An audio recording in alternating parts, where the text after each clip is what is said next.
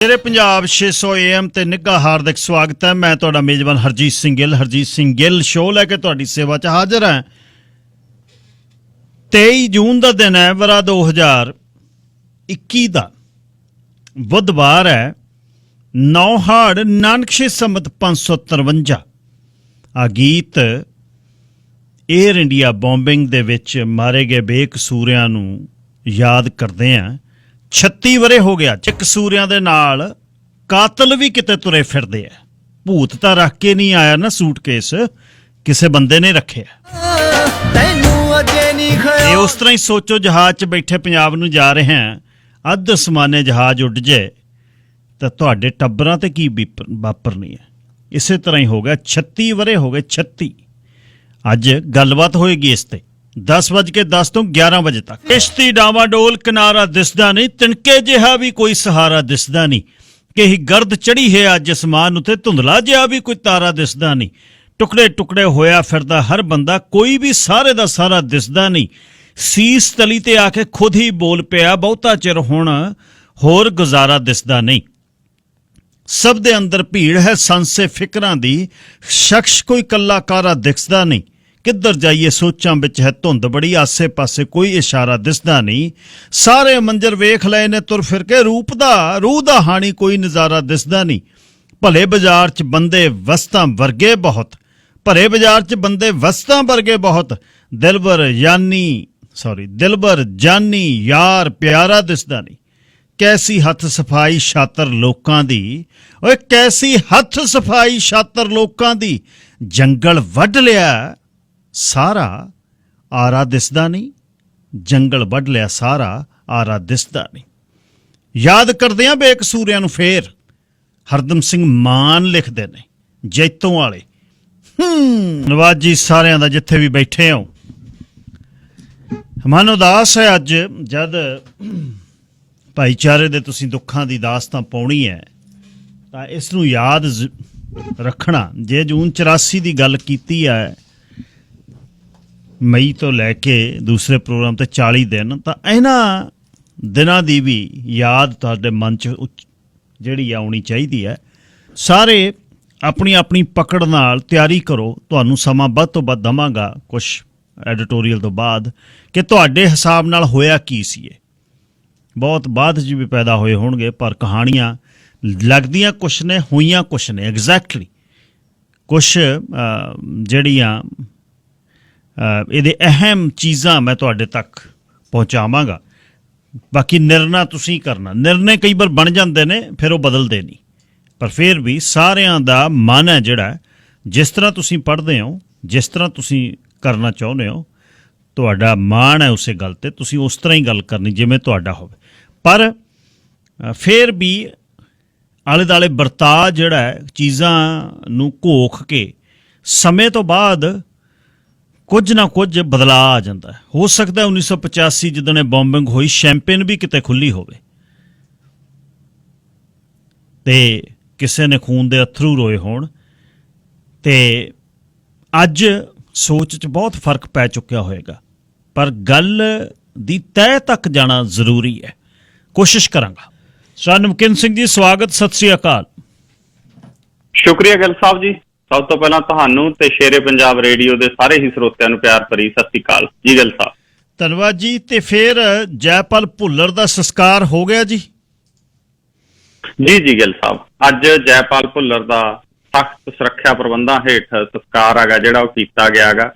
ਜੈਪਾਲ ਭੁੱਲਰ ਦੀ postmortem ਦੀ ਜਿਹੜੀ second report PGI Chandigarh ਦੇ ਵਿੱਚ ਉਹਦਾ 4 ਮੈਂਬਰਾਂ ਦੇ ਡਾਕਟਰਾਂ ਦੇ ਇੱਕ ਪੈਨਲ ਨੇ ਜਿਹੜਾ ਪੋਸਟਮਾਰਟਮ ਕੀਤਾ। ਉਹ ਰਿਪੋਰਟ ਵੀ ਆ ਗਈ ਗਿੱਲ ਸਾਹਿਬ, ਔਰ ਰਿਪੋਰਟ ਆਉਣ ਤੋਂ ਬਾਅਦ ਪੋਸਟਮਾਰਟਮ ਆ ਜਿਹੜਾ ਉਹ ਅੱਜ ਦੁਬਾਰੇ ਹੋਣ ਤੋਂ ਬਾਅਦ ਜਿਹੜਾ ਸੰਸਕਾਰ ਕੀਤਾ ਗਿਆ। ਲੇਕਿਨ ਪਹਿਲੇ ਪੋਸਟਮਾਰਟਮ ਦੀ ਰਿਪੋਰਟ ਅਜੇ ਤੱਕ ਜਨਤਕ ਨਹੀਂ ਕੀਤੀ ਗਈ। ਅਜੇ ਤੱਕ ਉਹ ਰਿਪੋਰਟ ਆ ਜਿਹੜੀ ਉਹ ਨਾ ਮੀਡੀਆ ਕੋਲ ਪਹੁੰਚੀ ਹੈ, ਨਾ ਵਕੀਲਾਂ ਕੋਲ ਪਹੁੰਚੀ ਹੈਗੀ ਕਿ ਪਹਿਲੇ ਪੋਸਟਮਾਰਟਮ ਦੇ ਵਿੱਚ ਹੋਇਆ ਕੀ। ਲੇਕਿਨ ਉਹ ਪੋਸਟਮਾਰਟਮ ਨੂੰ ਲੈ ਕੇ ਸਵਾਲ ਬਹੁਤ ਖੜੇ ਹੋ ਗਏ ਗਿੱਲ ਸਾਹਿਬ, ਕਿਉਂਕਿ ਮਸਲਾ ਬੜਾ ਗੰਭੀਰ ਹੈ, ਪੰਜਾਬ ਦੇ ਨਾਲ ਜੁੜਿਆ ਹੋਇਆ ਮਸਲਾ ਹੈਗਾ। ਬਹੁਤ ਸਾਰੇ ਲੋਕਾਂ ਨੂੰ ਲੱਗਦਾ ਕਿ ਉਹਨੇ 2 ਪੁਲਿਸ ਮੁਲਾਜ਼ਮ ਮਾਰੇ ਸੀ। ਵਾਕਈ ਉਹਦਾ ਵੀ ਦਰਦ ਹੈ। ਜਗਰਾਉਂ ਦੇ ਵਿੱਚ ਜੋ ਵਾਪਰਿਆ, ਜੋ ਪੁਲਿਸ ਮੁਲਾਜ਼ਮਾਂ ਦੇ ਪਰਿਵਾਰ ਨੇ, ਉਹਨਾਂ ਦੇ ਨਾਲ ਵੀ ਆਪਾਂ ਨੂੰ ਹਮਦਰਦੀ ਹੈ। ਲੇਕਿਨ ਪੁਲਿਸ ਨੂੰ ਅਧਿਕਾਰ ਕਦਾਚਿਤ ਨਹੀਂ ਦਿੱਤਾ ਜਾਣਾ ਚਾਹੀਦਾ। ਬੰਦਾ ਕਿੰਨਾ ਵੀ ਕ੍ਰਿਮੀਨਲ ਹੋਵੇ ਕਿ ਪੁਲਿਸ ਉਹਨੂੰ ਚੱਕ ਕੇ ਫੇਕ ਐਨਕਾਊਂਟਰ ਦੇ ਵਿੱਚ ਮਾਰ ਦੇ। ਹੁਣ ਇੱਥੇ ਕੀ ਹੋਇਆ?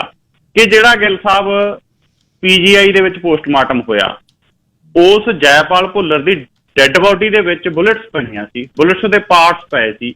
ਈਵਨ ਬਣਦਾ ਇਹ ਹੈ ਕਿ ਜਿਹੜਾ ਪਹਿਲਾ ਪੋਸਟਮਾਰਟਮ ਹੋਇਆ ਕਲਕੱਤੇ ਦੇ ਵਿੱਚ, ਉੱਥੇ ਉਹਦੇ ਜਿਹੜੇ ਬੁਲੇਟਸ ਨੇ ਉਹ ਵਿੱਚੋਂ ਸਰੀਰ ਤੋਂ ਕੱਢਣੇ ਹੁੰਦੇ ਨੇ, ਕੱਢ ਕੇ ਉਹ ਵੀ ਜਾਂਚ ਲਈ ਭੇਜਣੇ ਹੁੰਦੇ ਨੇ ਅੱਗੇ, ਕਿਹੜੀ ਰਾਈਫਲ ਤੋਂ ਚੱਲਿਆ, ਕਿਵੇਂ ਚੱਲਿਆ, ਉਹ ਸਾਰੇ ਕਿਸੇ ਦਾ ਪੁਲਿਸ ਨੇ ਇੱਕ ਮਤਲਬ ਬਿਊਰਾ ਤਿਆਰ ਕਰਨਾ ਹੁੰਦਾ ਹੈਗਾ ਅੱਗੇ ਚਲਾਨ ਪੇਸ਼ ਕਰਨ ਸਮੇਂ।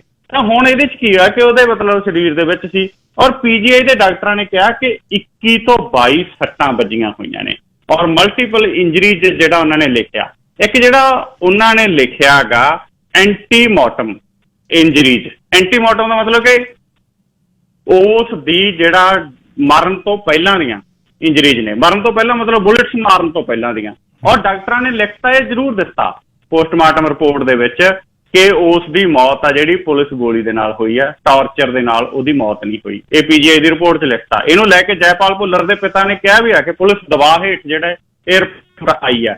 ਖੈਰ ਜੋ ਵੀ ਹੋਵੇ, ਪਰ ਡਾਕਟਰਾਂ ਦੀ ਪੋਸਟਮਾਰਟਮ ਰਿਪੋਰਟ ਇਹ ਨਹੀਂ ਦੱਸਦੀ ਕਿ ਪੁਲਿਸ ਮੁਕਾਬਲਾ ਝੂਠਾ ਸੀ ਜਾਂ ਸੱਚਾ ਸੀ। ਉਹਦੇ ਲਈ ਸਾਨੂੰ ਤਹਿ ਤੱਕ ਜਾਣਾ ਪਊਗਾ, ਸਾਨੂੰ ਦੇਖਣਾ ਪਊਗਾ ਪੂਰਾ ਐਪੀਸੋਡ ਕਿਸ ਤਰੀਕੇ ਦੇ ਨਾਲ ਵਾਪਰਦਾ। 21 ਤੋਂ 22 ਸੱਟਾਂ ਨੇ ਜਿਹੜੀਆਂ ਰਗੜਾ ਹੀ ਰਗੜਾ ਨੇ ਗਿੱਲ ਸਾਹਿਬ, ਔਰ ਰਗੜਾਂ ਐ ਤਾਂ ਵੱਜਦੀਆਂ ਨਹੀਂ ਹੈਗੀਆਂ ਕਿ ਬੁਲੇਟਸ ਨਾਲ ਰਗੜਾਂ ਵੱਜ ਗਈਆਂ। ਸੋ ਇਹ ਬਹੁਤ ਪਾਸੇ ਇਸ਼ਾਰਾ ਕਰਦਾ। ਦੂਸਰਾ ਜਿਹੜੀ ਗੱਲ ਮੈਂ ਕਹਿਣੀ ਚਾਹੁੰਦਾ ਕਿ ਪੋਸਟਮਾਰਟਮ ਤੋਂ ਬਾਅਦ ਜਿਹੜਾ ਅੰਤਿਮ ਸੰਸਕਾਰ ਹੋਇਆ, ਉੱਥੇ ਮਨੁੱਖੀ ਹੱਕਾਂ ਦਾ ਘਾਣ ਹੋਇਆਗਾ। ਜੈਪਾਲ ਭੁੱਲਰ ਦੇ ਭਰਾ ਨੂੰ ਇਸ ਵਕਤ ਜੇਲ੍ਹ ਦੇ ਵਿੱਚ ਆ, ਜੇਲ੍ਹ 'ਚੋਂ ਪੁਲਿਸ ਲੈ ਕੇ ਆਈ, ਔਰ ਦੋਨੇ ਹੱਥਾਂ ਤੇ ਹੱਥ ਕੜੀ ਲੱਗੀ ਹੋਈ ਤੋਂ ਉਹ ਘੜਾ ਚੱਕਦਾ, ਹੱਥ ਕੜੀ ਲੱਗੀ ਹੋਈ ਤੋਂ ਉਹ ਜਿਹੜਾ ਆਪਣੇ ਭਰਾ ਦੀ ਜਿਹੜਾ ਉਹ ਅੱਗ ਦਿੰਦਾ ਗਾ। ਤਾਂ ਇਹ ਜਿਹੜਾ ਮਸਲਾ ਗਾ, ਹੁਣ ਉਹਦੀ ਹੱਥ ਕੜੀ ਖੋਲਣੀ ਬਣਦੀ ਸੀ, ਚਾਰੇ ਪਾਸੇ ਪੁਲਿਸ ਹੀ ਪੁਲਿਸ ਹੈ, ਪੁਲਿਸ ਕਸਟਡੀ ਦੇ ਵਿੱਚ ਬੰਦਾ ਗਾ। ਉਹਨੂੰ ਅਦਾਲਤ ਨੇ ਜਿਹੜਾ ਉਹ ਅਦਾਲਤ ਨੇ ਭੇਜਿਆ ਗਿੱਲ ਸਾਹਿਬ ਉਸ ਨੂੰ ਕਿ ਜਾ ਕੇ ਆਪਣੇ ਭਰਾ ਦੇ ਅੰਤਿਮ ਸੰਸਕਾਰ ਦੇ ਵਿੱਚ ਸ਼ਾਮਲ ਹੋ। ਤਾਂ ਉਸ ਵਕਤ ਉਸ ਵਿਅਕਤੀ ਨੂੰ ਹੱਥ ਕੜੀ ਨਹੀਂ ਖੋਲੀ ਪੁਲਿਸ ਨੇ, ਔਰ ਪਰਿਵਾਰ ਨੂੰ ਕੋਈ ਗੱਲ ਤੱਕ ਨਹੀਂ ਕਰਨ ਦਿੱਤੀ। ਜਿਉਂ ਹੀ ਜਿਹੜਾ ਅਗਨ ਭੇਂਟ ਕੀਤਾ ਗਿਆ ਤਾਂ ਨਾਲ ਦੀ ਨਾਲ ਉਹਨੂੰ ਨਾਲ ਲੈ ਗਏ। ਤਾਂ ਇਹ ਜਿਹੜਾ ਮਤਲਬ ਮਸਲਾ ਹੈਗਾ, ਇਹ ਮਸਲਾ ਮਨੁੱਖੀ ਹੱਕਾਂ ਵਾਲੇ ਪਾਸੇ ਨੂੰ ਵੀ ਲਿਜਾਂਦਾ ਹੈ। ਕਿੰਨੀ ਕੁ ਇਨਸਾਨੀਅਤ ਬਚੀ ਹੈ ਸਾਡੇ 'ਚ। ਜੈਪਾਲ ਭੁੱਲਰ ਨੇ ਜੋ ਕੀਤਾ ਸੀ, ਉਸ ਦੇ ਪਰਿਵਾਰ ਨੂੰ ਉਹਦੀ ਸਜ਼ਾ ਕਿਉਂ ਦਿੱਤੀ ਜਾ ਰਹੀ ਆ ਜੀ?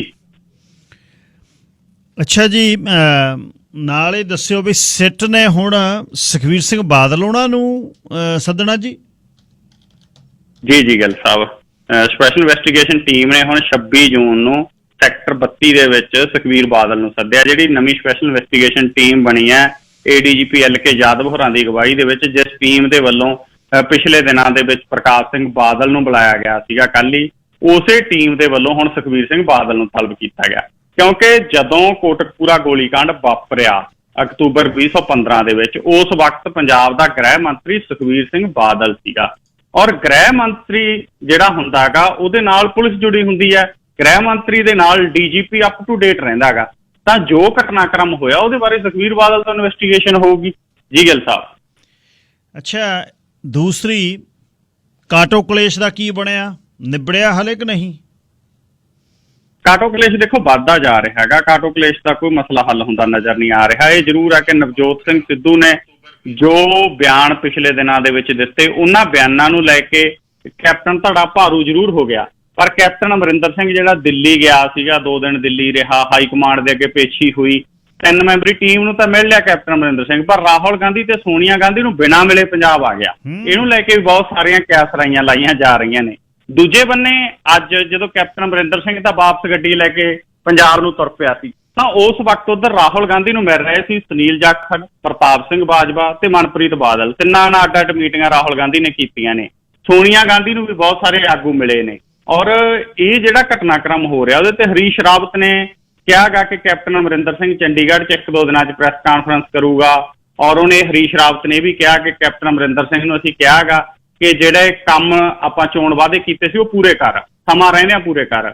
ਔਰ ਇਹਦੇ 'ਚੋਂ ਕਹਿੰਦਾ ਅਸੀਂ ਕਿਹਾ ਗਾ ਕਿ ਬਰਗਾੜੀ ਕਾਂਡ, ਡਰੱਗ ਮਾਫੀਆ ਖਿਲਾਫ ਕਾਰਵਾਈ, ਸਸਤੀ ਬਿਜਲੀ, ਦਲਿਤ ਵਿਦਿਆਰਥੀਆਂ ਦੇ ਵਜ਼ੀਫੇ, ਗਰੀਬਾਂ ਦਾ ਕਰਜ਼ਾ ਮਾਫ ਕਰਨ ਜਿਹੇ ਮਸਲੇ, ਇਹ ਕੈਪਟਨ ਅਮਰਿੰਦਰ ਸਿੰਘ ਨੂੰ ਕਿਹਾ ਗਿਆ। ਹੁਣ ਇਹਦੇ ਤੇ ਕੈਪਟਨ ਅਮਰਿੰਦਰ ਸਿੰਘ ਔਖ ਵੀ ਕਾਫੀ ਮਹਿਸੂਸ ਕਰ ਰਿਹਾ ਹੋਵੇਗਾ ਕਿ ਉਹਨੂੰ ਦਿੱਲੀ ਸੱਦਿਆ ਜਾਂਦਾ ਹੈ ਔਰ ਉਹਨੂੰ ਇਹ ਕਿਹਾ ਜਾਂਦਾ ਝਾੜ ਝੰਬ ਕਰਕੇ ਕਿ ਭਾਈ ਤੂੰ ਆਹ ਮਸਲੇ ਹੱਲ ਕਰ।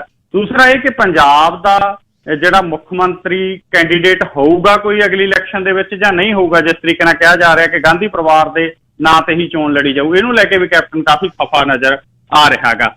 ਉਧਰ ਸੁਨੀਲ ਜਾਖੜ ਵੀ ਖੁੱਲ੍ਹ ਕੇ ਕੈਪਟਨ ਅਮਰਿੰਦਰ ਸਿੰਘ ਖਿਲਾਫ ਬੋਲਣ ਲੱਗਿਆ, ਹੁਣ ਤੱਕ ਨਹੀਂ ਬੋਲਦਾ ਸੀ। ਸੁਨੀਲ ਜਾਖੜ ਨੇ ਕਿਹਾ ਗਾ ਕਿ ਜਿਹੜੇ 2 ਪਰਿਵਾਰਾਂ ਨੂੰ ਨੌਕਰੀਆਂ ਦੇਣ ਦੀ ਗੱਲ ਚੱਲੀ ਹੈ, ਕਰੋੜਾਂਪਤੀ ਪਰਿਵਾਰ ਨੇ, ਦੋਨੇ ਵਿਧਾਇਕਾਂ ਦੇ ਮੁੰਡੇ ਨੇ, ਉਹਨਾਂ ਨੂੰ ਨੌਕਰੀਆਂ ਦੀ ਗੱਲ ਚੱਲੀ। ਉਹ ਕਹਿੰਦਾ ਕੈਪਟਨ ਅਮਰਿੰਦਰ ਸਿੰਘ ਦੇ ਸੋ ਕਾਲਡ ਐਡਵਾਈਜ਼ਰ ਨੇ, ਸਲਾਹਕਾਰ ਹੀ ਕਹਿੰਦਾ ਗਲਤ ਨੇ, ਔਰ ਸਲਾਹਕਾਰ ਸਲਾਹਾਂ ਹੀ ਦਿੰਦੇ ਨੇ। ਤਾਂ ਉਸ ਤੋਂ ਬਾਅਦ ਕੈਪਟਨ ਅਮਰਿੰਦਰ ਦਾ ਜਿਹੜਾ OSD ਅੰਕਿਤ ਬਾਂਸਲ, ਉਹਨੇ ਵੀ ਇੱਕ ਟਵੀਟ ਕੀਤਾ ਸੀ ਕੈਪਟਨ ਅਮਰਿੰਦਰ ਦੇ ਪੱਖ ਦੇ ਵਿੱਚ ਹਾਈ ਕਮਾਂਡ ਦੇ ਖਿਲਾਫ। ਹਾਲਾਂਕਿ ਉਹ ਟਵੀਟ ਡਿਲੀਟ ਕਰ ਗਿਆ, ਪਰ ਇਹਦੇ ਤੋਂ ਸਾਫ਼ ਜ਼ਾਹਰ ਆ ਕਿ ਕਾਂਗਰਸ ਦਾ ਅੰਦਰੂਨੀ ਕਲੇਸ਼ ਨਿਬੜਦਾ ਨਜ਼ਰ ਨਹੀਂ ਆ ਰਿਹਾ। ਹਰੀਸ਼ ਰਾਵਤ ਜਿਹੜਾ ਕਾਂਗਰਸ ਦਾ ਇੰਚਾਰਜ ਆ, ਉਹਦਾ ਕਹਿਣਾ 10 ਜੁਲਾਈ ਤੱਕ ਸੋਨੀਆ ਗਾਂਧੀ ਮਸਲੇ ਦਾ ਹੱਲ ਕਰ ਦੂ, ਪਰ ਲੱਗਦਾ ਨਹੀਂ ਹੈ ਕਿ ਮਸਲੇ ਦਾ ਹੱਲ ਛੇਤੀ ਕੀਤਿਆਂ ਨਿਕਲੂਗਾ। ਜੀ ਗੱਲ ਸਾਹਿਬ। ਅੱਛਾ ਜੀ, ਇਹਦੇ ਨਾਲ ਹੀ ਤਾਊ ਤੋਂ ਪਹਿਲਾਂ ਫਤਿਹ ਜੰਗ ਸਿੰਘ ਬਾਜਵਾ ਨੇ ਕਹਿਤਾ ਵੀ ਮੇਰੇ ਮੁੰਡੇ ਨੂੰ ਨੌਕਰੀ ਨਹੀਂ ਚਾਹੀਦੀ।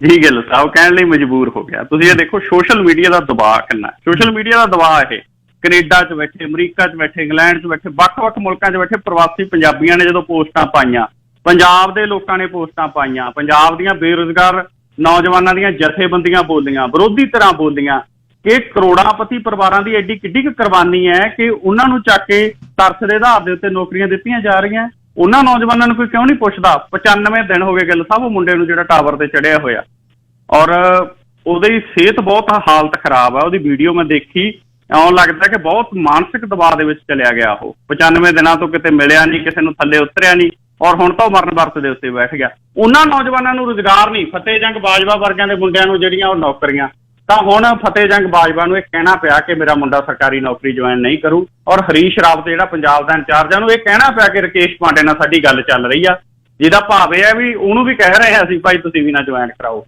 ਸੋ ਇਹ ਅਸਲ ਦੇ ਵਿੱਚ ਲੋਕਾਂ ਦੇ ਦਬਾਅ ਕਾਰਨ ਇਹਨਾਂ ਨੂੰ ਕਹਿਣਾ ਪੈ ਰਿਹਾ। ਨਹੀਂ, ਇਹਨਾਂ ਨੇ ਤਾਂ ਬੜੇ ਪਾਪੜ ਵੇਲੇ ਹੋਣਗੇ, ਬੜੇ ਜੋੜ ਤੋੜ ਕੀਤੇ ਹੋਣਗੇ ਕਿ ਸਾਡੇ ਮੁੰਡਿਆਂ ਨੂੰ ਨੌਕਰੀਆਂ ਕਿਵੇਂ ਮਿਲਦੀਆਂ ਨੇ। ਔਰ ਤੀਸਰੀ ਜਿਹੜੀ ਨੌਕਰੀ ਜਦੋਂ ਪਹਿਲਾਂ ਦਿੱਤੀ ਹੈ ਬੇਅੰਤ ਸਿੰਘ ਦੇ ਪੋਤੇ ਨੂੰ, ਉਹਨਾਂ ਦੀ ਵੀ ਨੌਕਰੀ ਹੈ ਜਿਹੜੀ ਉਹ ਵਾਪਸ ਹੋਣੀ ਚਾਹੀਦੀ ਹੈ। DSP ਲਾਇਆ ਹੋਇਆ ਰਵਨੀਤ ਬਿੱਟੂ ਦਾ ਭਾਈ ਤਰਸ ਦੇ ਆਧਾਰ ਦੇ ਉੱਤੇ। ਜੀ ਤੇ ਦੂਸਰੀ ਗੱਲ ਜੀ, ਜਿਹੜੇ ਢਾਬੇ ਤੇ ਕਿਸਾਨ ਮੋਰਚੇ ਤੇ ਸੇਵਾ ਹੋਈ ਦਿੱਲੀ, ਉਸ ਢਾਬੇ ਵਾਲੇ ਨੂੰ ਤੰਗ ਕਰ ਰਹੀ ਹੈ ਸਰਕਾਰ ਜੀ।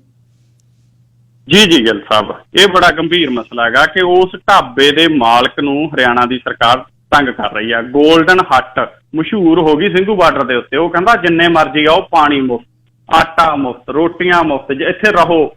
7 ਮਹੀਨੇ ਹੋ ਗਏ, 1 ਨਹੀਂ 2 ਨਹੀਂ ਗੱਲ ਸਾਹਿਬ, 7 ਮਹੀਨੇ ਇਸ ਤਰੀਕੇ ਦੇ ਨਾਲ ਸੇਵਾ ਕਰਨੀ। ਇਹ ਗੋਲਡਨ ਹੱਟ ਜਿਹੜਾ ਢਾਬਾ ਗਾ, ਉਹਦਾ ਮਾਲਕ ਰਾਮ ਸਿੰਘ ਰਾਣਾ, ਉਹਦੀ ਦਲੇਰੀ ਹੈ ਔਰ ਵੱਡਾ ਦਿਲ ਹੈ, ਬੜਾ ਪਣਾ। ਪੈਸਾ ਤਾਂ ਹੋਰ ਬਹੁਤ ਹੋਟਲ ਮਾਲਕਾਂ ਕੋਲੇ ਪਿਆ, ਲੇਕਿਨ ਉਹਨੇ ਕਿਸਾਨ ਸੰਘਰਸ਼ ਦੀ ਸੇਵਾ ਕੀਤੀ ਤਨ ਮਨ ਧਨ ਦੇ ਨਾਲ। ਤਾਂ ਹੁਣ ਉਹਦਾ ਨਾ ਇੱਕ ਹੋਟਲ ਕੁਰੂਕਸ਼ੇਤਰ ਦੇ ਵਿੱਚ ਹੈ, ਹਾਈਵੇ ਦੇ ਉੱਤੇ, ਉਹਨੂੰ ਬੰਦ ਕੀਤਾ ਜਾ ਰਿਹਾ ਰਸਤਾ ਸਾਰਾ ਸਰਕਾਰ ਦੇ ਵੱਲੋਂ ਜਾਣ ਬੁੱਝ ਕੇ, ਕਿ ਇਹ ਕਿਸਾਨ ਅੰਦੋਲਨ ਦੀ ਹਮਾਇਤ ਕਰ ਰਿਹਾ ਹੈ ਔਰ ਇਹਦੀ ਇਕਨੋਮੀ ਹੈ ਜਿਹੜੀ ਆਰਥਿਕਤਾ ਨੂੰ ਸੱਟ ਮਾਰੋ, ਕਿਉਂਕਿ ਸਰਕਾਰਾਂ ਦਾ ਹੁੰਦਾ ਹੈਗਾ ਕਿ ਇਕਨੋਮੀ ਰੋਕੋ ਬੰਦੇ ਦੀ। ਤਾਂ ਹੁਣ ਉਹਦੀ ਆਰਥਿਕਤਾ ਜਿਹੜੀ ਆ ਉਹ ਕੁਰੂਕਸ਼ੇਤਰ ਵਾਲੇ ਹੋਟਲ ਦਾ ਰਾਹ ਬੰਦ ਕਰਨ ਦੀ ਕੋਸ਼ਿਸ਼ ਕੀਤੀ ਜਾ ਰਹੀ ਆ। ਅੱਜ 32 ਜਥੇਬੰਦੀਆਂ ਨੇ ਸੰਯੁਕਤ ਮੋਰਚੇ ਦੀ ਅਗਵਾਈ ਦੇ ਵਿੱਚ 20 ਮਿੰਟ ਦੇ ਲਈ ਸੰਕੇਤਕ ਰੂਪ ਤੇ ਨੈਸ਼ਨਲ ਹਾਈਵੇ ਤੇ ਪ੍ਰਦਰਸ਼ਨ ਕੀਤਾ ਔਰ ਗੋਲਡਨ ਹੱਟ ਦੇ ਉੱਤੇ ਜਥੇਬੰਦੀਆਂ ਗਈਆਂ। ਉਹਨਾਂ ਨੇ ਕਿਹਾ ਕਿ ਪੰਜਾਬ ਦੀਆਂ ਜਥੇਬੰਦੀਆਂ, ਹਰਿਆਣਾ ਦੀਆਂ ਜਥੇਬੰਦੀਆਂ ਇਸ ਵੀਰ ਦੇ ਨਾਲ ਨੇ ਜਿਵੇਂ ਇਹਨੇ ਸੇਵਾ ਕੀਤੀ ਕਿਸਾਨ ਸੰਘਰਸ਼ ਦੀ, ਰਾਮ ਸਿੰਘ ਰਾਣਾ ਹੋਰਾਂ ਨੇ। ਇਹਦੀ ਹੱਟ ਦਾ ਰਾਹ ਬੰਦ ਨਹੀਂ ਕਰਨ ਦਿੱਤਾ ਜਾਊਗਾ। ਜੀ ਗੱਲ ਸਾਹਿਬ। ਅੱਛਾ ਜੀ, ਅਖੀਰਲੀ ਖਬਰ ਦੱਸਿਓ ਕਿ ਦੇਵੀ ਲਾਲ ਦੇ ਪੜਪੋਤੇ ਉਸ ਦੇ ਬੁੱਤ ਕਰਕੇ ਲੜ ਪਏ, ਕੀ ਚੱਕਰ ਕੀ ਹੈ? ਜੀ ਗੱਲ ਸਾਹਿਬ, ਇਹ ਨਾ ਅਸਲ ਦੇ ਵਿੱਚ ਚਟਾਲਾ ਪਰਿਵਾਰ ਦੇ ਵਿੱਚ ਕਾਫੀ ਜ਼ਿਆਦਾ ਇਹਨਾਂ ਦਿਨਾਂ ਦੇ ਵਿੱਚ ਵੈਰ ਵਿਰੋਧ ਚੱਲ ਰਿਹਾ। ਚਟਾਲਾ ਪਰਿਵਾਰ ਆ ਜਿਹੜਾ ਉਹ ਖੇਰੂ ਤਾਂ ਹੋਇਆ ਹੀ ਆ। ਸਿਆਸਤ ਦੇ ਵਿੱਚ ਵੀ ਭਾਵੇਂ ਦੁਸ਼ਯੰਤ ਚਟਾਲਾ ਰਾਜਗੱਦੀ ਦੇ ਉੱਤੇ ਬੈਠਾ ਹੈ, ਪਰ ਜਿਹੜਾ ਦੂਜਾ ਪਰਿਵਾਰ ਆ ਉਹਨਾਂ ਦਾ, ਉਹ ਉਹਨੂੰ ਫੜ ਕੇ ਥੱਲੇ ਤਾਰਨ ਨੂੰ ਫਿਰਦਾ। ਸੋ ਸਥਿਤੀ ਇੱਥੋਂ ਤੱਕ ਜਾ ਪਹੁੰਚੀ ਹੈ ਕਿ ਬਾਪੂ ਦੇ ਬੁੱਤ ਦੇ ਉੱਤੇ ਵੀ ਸਿਆਸਤ ਹੋਣ ਲੱਗ ਗਈ ਔਰ ਜਿਹੜੇ ਉਪ ਪ੍ਰਧਾਨ ਮੰਤਰੀ ਰਹੇ ਨੇ ਦੇਵੀ ਲਾਲ ਜੀ, ਸਿਆਸਤ ਦੇ ਵਿੱਚ ਇੱਕ ਚੰਗਾ ਨਾਂ ਥਾਂ ਰਿਹਾ। ਪ੍ਰਕਾਸ਼ ਸਿੰਘ ਬਾਦਲ ਨਾਲ ਤਾਂ ਹਾਲਾਂਕਿ ਚਟਾਲਾ ਪਰਿਵਾਰ ਦੀ ਬੜੀ ਨੇੜਤਾ ਰਹੀ ਹੈ ਗਿੱਲ ਸਾਹਿਬ, ਜ਼ਮੀਨਾਂ ਦੀ ਵੀ ਸਾਂਝ ਹੈ ਇੱਧਰ ਉੱਧਰ। ਤਾਂ ਹੁਣ ਮਸਲਾ ਇਹ ਬਣਿਆ ਕਿ ਹਰਿਆਣਾ ਦੇ ਜਿਹੜੇ ਉਪ ਮੁੱਖ ਮੰਤਰੀ ਆ ਦੁਸ਼ਯੰਤ ਚਟਾਲਾ, ਉਹਨਾਂ ਨੇ ਕੱਲ ਚੌਧਰੀ ਦੇਵੀ ਲਾਲ ਯੂਨੀਵਰਸਿਟੀ ਦੇ ਵਿੱਚ ਦੇਵੀ ਲਾਲ ਹੋਰਾਂ ਦੇ ਬੁੱਤ ਤੋਂ ਪਰਦਾ ਹਟਾਇਆ ਸੀ। ਤਾਂ ਅੱਜ ਉਹਨਾਂ ਦੇ ਚਾਚੇ ਦਾ ਮੁੰਡਾ ਕਰਨ ਚਟਾਲਾ ਉਹ ਬੁੱਤ ਨੂੰ ਗੰਗਾ ਜਲ ਦੇ ਨਾਲ ਧੋ ਕੇ ਆਇਆ, ਫੁੱਲਾਂ ਦੇ ਹਾਰ ਪਾ ਕੇ ਆਇਆ। ਉਹ ਕਹਿੰਦਾ ਕੱਲ ਜਿਹੜਾ ਇਸ ਬੁੱਤ ਤੋਂ ਪਰਦਾ ਹਟਾਉਣ ਦੇ ਨਾਲ ਬੁੱਤ ਆ ਜਿਹੜਾ ਉਹ ਇਸ ਨੇ ਗਲਤ ਇਸਤੇਮਾਲ ਕੀਤਾ ਹੈ, ਗਲਤ ਨਾ ਵਰਤਿਆ ਕਹਿੰਦਾ ਤਾਊ ਦਾ, ਤੇ ਇਹ ਕਹਿੰਦਾ ਉਹਦੀ ਵਿਰਾਸਤ ਦੇ ਨਾਲ ਖਿਲਵਾੜ ਕਰ ਰਿਹਾ ਹੈਗਾ। ਦੂਸਰੀ ਗੱਲ ਇਹ ਹੈ ਕਿ ਓਮ ਪ੍ਰਕਾਸ਼ ਚਟਾਲਾ ਵੀ ਸਜ਼ਾ ਪੂਰੀ ਹੋ ਗਈ ਜੀ। ਸੋ ਹਰਿਆਣਾ ਦੇ ਵਿੱਚ ਨਵੀਂ ਸਿਆਸਤ ਆ ਜਿਹੜੀ ਹੁਣ ਜਨਮ ਲਊਗੀ ਜੀ ਗਿੱਲ ਸਾਹਿਬ। ਤੇ ਅਖੀਰ ਦੇ ਵਿੱਚ ਖਹਿਰਾ ਹੈ ਤੇ ਫਿਰ ਜਿਹੜਾ ਸ਼ਿਕੰਜਾ ਕੱਸਿਆ ਜੀ ਸੈਂਟਰ ਦੀ ਸਰਕਾਰ ਨੇ। ਜੀ ਗਿੱਲ ਸਾਹਿਬ, ਜਿਹੜੀ ਇਨਫੋਰਸਮੈਂਟ ਡਾਇਰੈਕਟੋਰੇਟ ਹੈ, ਕੇਂਦਰੀ ਏਜੰਸੀ ਹੈ, ਉਹਨਾਂ ਨੇ ਸੁਖਪਾਲ ਸਿੰਘ ਖਹਿਰਾ ਦੇ ਮਾਮਲੇ ਦੇ ਉੱਤੇ ਦੁਬਾਰੇ ਫਿਰ ਸ਼ਿਕੰਜਾ ਕੱਸਿਆ। ਅੱਜ 3 ਟੌਪ ਦੇ ਜਿਹੜੇ ਫੈਸ਼ਨ ਡਿਜ਼ਾਈਨਰ ਨੇ ਭਾਰਤ ਦੇ, ਉਹਨਾਂ ਨੂੰ ਨੋਟਿਸ ਭੇਜਿਆ ਉਹਨਾਂ ਨੇ, ਪੁੱਛਗਿੱਛ ਦੇ ਲਈ ਉਹਨਾਂ ਨੂੰ ਬੁਲਾਇਆ ਔਰ ਕਿਹਾ ਗਾ ਕਿ ਇਹਨਾਂ ਜਿਹੜੇ ਫੈਸ਼ਨ ਡਿਜ਼ਾਈਨਰ ਨੇ ਇਹਨਾਂ ਦੇ ਅਕਾਊਂਟਸ ਦੇ ਨਾਲ ਸੁਖਪਾਲ ਸਿੰਘ ਖਹਿਰਾ ਦਾ ਲੈਣ ਦੇਣ ਹੋਇਆ, ਕੋਈ ਪੈਸਿਆਂ ਦਾ ਜਿਹੜਾ ਖਾਸਾ ਵੱਡਾ ਇੱਧਰੋਂ ਉੱਧਰੋਂ ਲੈਣ ਦੇਣਾ ਜਿਹੜਾ ਉਹ ਹੋਇਆਗਾ, ਜਿਹਨੂੰ ਲੈ ਕੇ ਉਹਨਾਂ ਤੋਂ ਪੁੱਛਗਿੱਛ ਆ ਜਿਹੜੀ ਕੀਤੀ ਜਾਣੀ ਆ। ਸੋ ਬੜਾ ਗੰਭੀਰ ਮਸਲਾ। ਇੱਕ ਤਾਂ ਇਹ ਹੈਗਾ ਕਿ ਇਨਫੋਰਸਮੈਂਟ ਡਾਇਰੈਕਟੋਰੇਟ, NIA, CBI, ਇਹ ਜਿਹੜੀਆਂ ਏਜੰਸੀਆਂ ਨੇ ਪਿਛਲੇ ਸਮੇਂ ਤੋਂ ਇਹ ਭਾਜਪਾ ਵਿਰੋਧੀ ਜਿਹੜੇ ਬੰਦੇ ਨੇ ਉਹਨਾਂ ਖਿਲਾਫ ਹੀ ਸਰਗਰਮ ਨਜ਼ਰ ਆ ਰਹੀਆਂ, ਜਿਸ ਕਰਕੇ ਇਹਨਾਂ ਦੀ ਮਨਸ਼ਾ ਦੇ ਉੱਤੇ ਸਵਾਲ ਖੜੇ ਹੋ ਗਏ। ਸੋ ਮਸਲਾ ਕੀ ਹੈ? ਦੁੱਧ ਦਾ ਦੁੱਧ, ਪਾਣੀ ਦਾ ਪਾਣੀ ਹੋਣਾ ਜ਼ਰੂਰੀ ਹੈਗਾ, ਪਰ ਕਿਸੇ ਖਿਲਾਫ ਜਿਹੜੀ ਕਾਰਵਾਈ ਹੈ ਉਹ ਸਿਆਸਤ ਤੋਂ ਪ੍ਰੇਰਿਤ ਹੋ ਕੇ ਨਹੀਂ ਕੀਤੀ ਜਾਣੀ ਚਾਹੀਦੀ। ਸੋ ਸੁਖਪਾਲ ਸਿੰਘ ਖਹਿਰਾ ਦਾ ਜੋ ਵੀ ਮਸਲਾ ਹੈ ਆਉਣ ਵਾਲੇ ਦਿਨਾਂ 'ਚ ਪਤਾ ਲੱਗੂਗਾ, ਪਰ ਇਨਫੋਰਸਮੈਂਟ ਡਾਇਰੈਕਟੋਰੇਟ ਆ ਜਿਹੜੀ ਉਹਦੀਆਂ ਪਿਛਲੇ ਸਮੇਂ ਦੀਆਂ ਜਿਹੜੀਆਂ ਸਰਗਰਮੀਆਂ ਨੇ ਉਹ ਸਰਗਰਮੀਆਂ ਸਿਆਸਤ ਤੋਂ ਪ੍ਰੇਰਿਤ ਨਜ਼ਰ ਆਈਆਂ ਜੀ। ਧੰਨਵਾਦ ਜੀ। ਕੱਲ ਨੂੰ 9:15 ਵਜੇ ਫਿਰ ਗੱਲਬਾਤ ਹੋਏਗੀ। ਧੰਨਵਾਦ ਜੀ ਸਾਰਿਆਂ ਦਾ।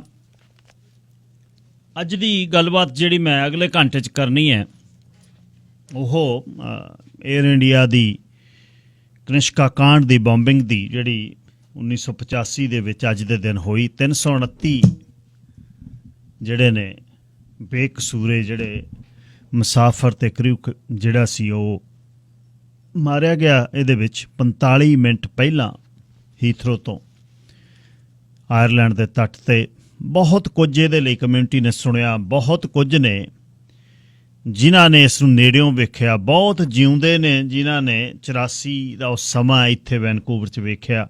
ਬਹੁਤਿਆਂ ਨੂੰ ਇਸ ਦੇ ਬਾਰੇ ਪਤਾ ਹੈ, ਪਰ ਭਾਈਚਾਰੇ ਦੀ ਇੱਕ ਜਿਹੜੀ ਚੁੱਪ ਹੈ ਉਹ ਬਹੁਤ ਕਾਰਨ ਹੋ ਸਕਦੇ ਨੇ ਉਹਦੇ। ਉਸ ਦੀ ਅੱਜ ਗੱਲਬਾਤ ਮੈਂ ਕਰਾਂਗਾ ਦੂਸਰੇ ਘੰਟੇ 'ਚ 10:10 ਤੋਂ ਬਾਅਦ। ਫੋਨ ਕਰਿਓ, ਛੇਤੀ ਤੋਂ ਛੇਤੀ ਲਾਈਨਾਂ ਖੋਲਾਂਗਾ 5-4 ਮਿੰਟ ਦੇ ਐਡੀਟੋਰੀਅਲ ਤੋਂ ਬਾਅਦ। ਤੇ ਜਿਵੇਂ ਤੁਸੀਂ ਇਸ ਦੇ ਬਾਰੇ ਜਾਣਕਾਰੀ ਰੱਖਦੇ ਹੋਵੋਗੇ ਤੁਸੀਂ ਇਸ ਦੇ ਬਾਰੇ ਗੱਲ ਕਰ ਸਕਦੇ ਹੋ, ਕਿਉਂਕਿ ਹੁਣ ਇਹ ਕੱਲ੍ਹ ਦੀ ਗੱਲ ਹੋ ਗਈ। ਇਹ 2 ਇਹਦੇ ਵਿੱਚ ਬੰਦੇ ਫੜੇ ਸੀ, ਬਾਗੜੀ ਤੇ ਮਲਕ ਹੋਰੀ, ਉਹਨਾਂ ਨੂੰ ਬਾਇਜ਼ਤ ਬਰੀ ਕੀਤਾ ਆਪਣੇ ਅਦਾਲਤ ਨੇ ਸਬੂਤਾਂ ਦੀ ਘਾਟ ਕਰਕੇ।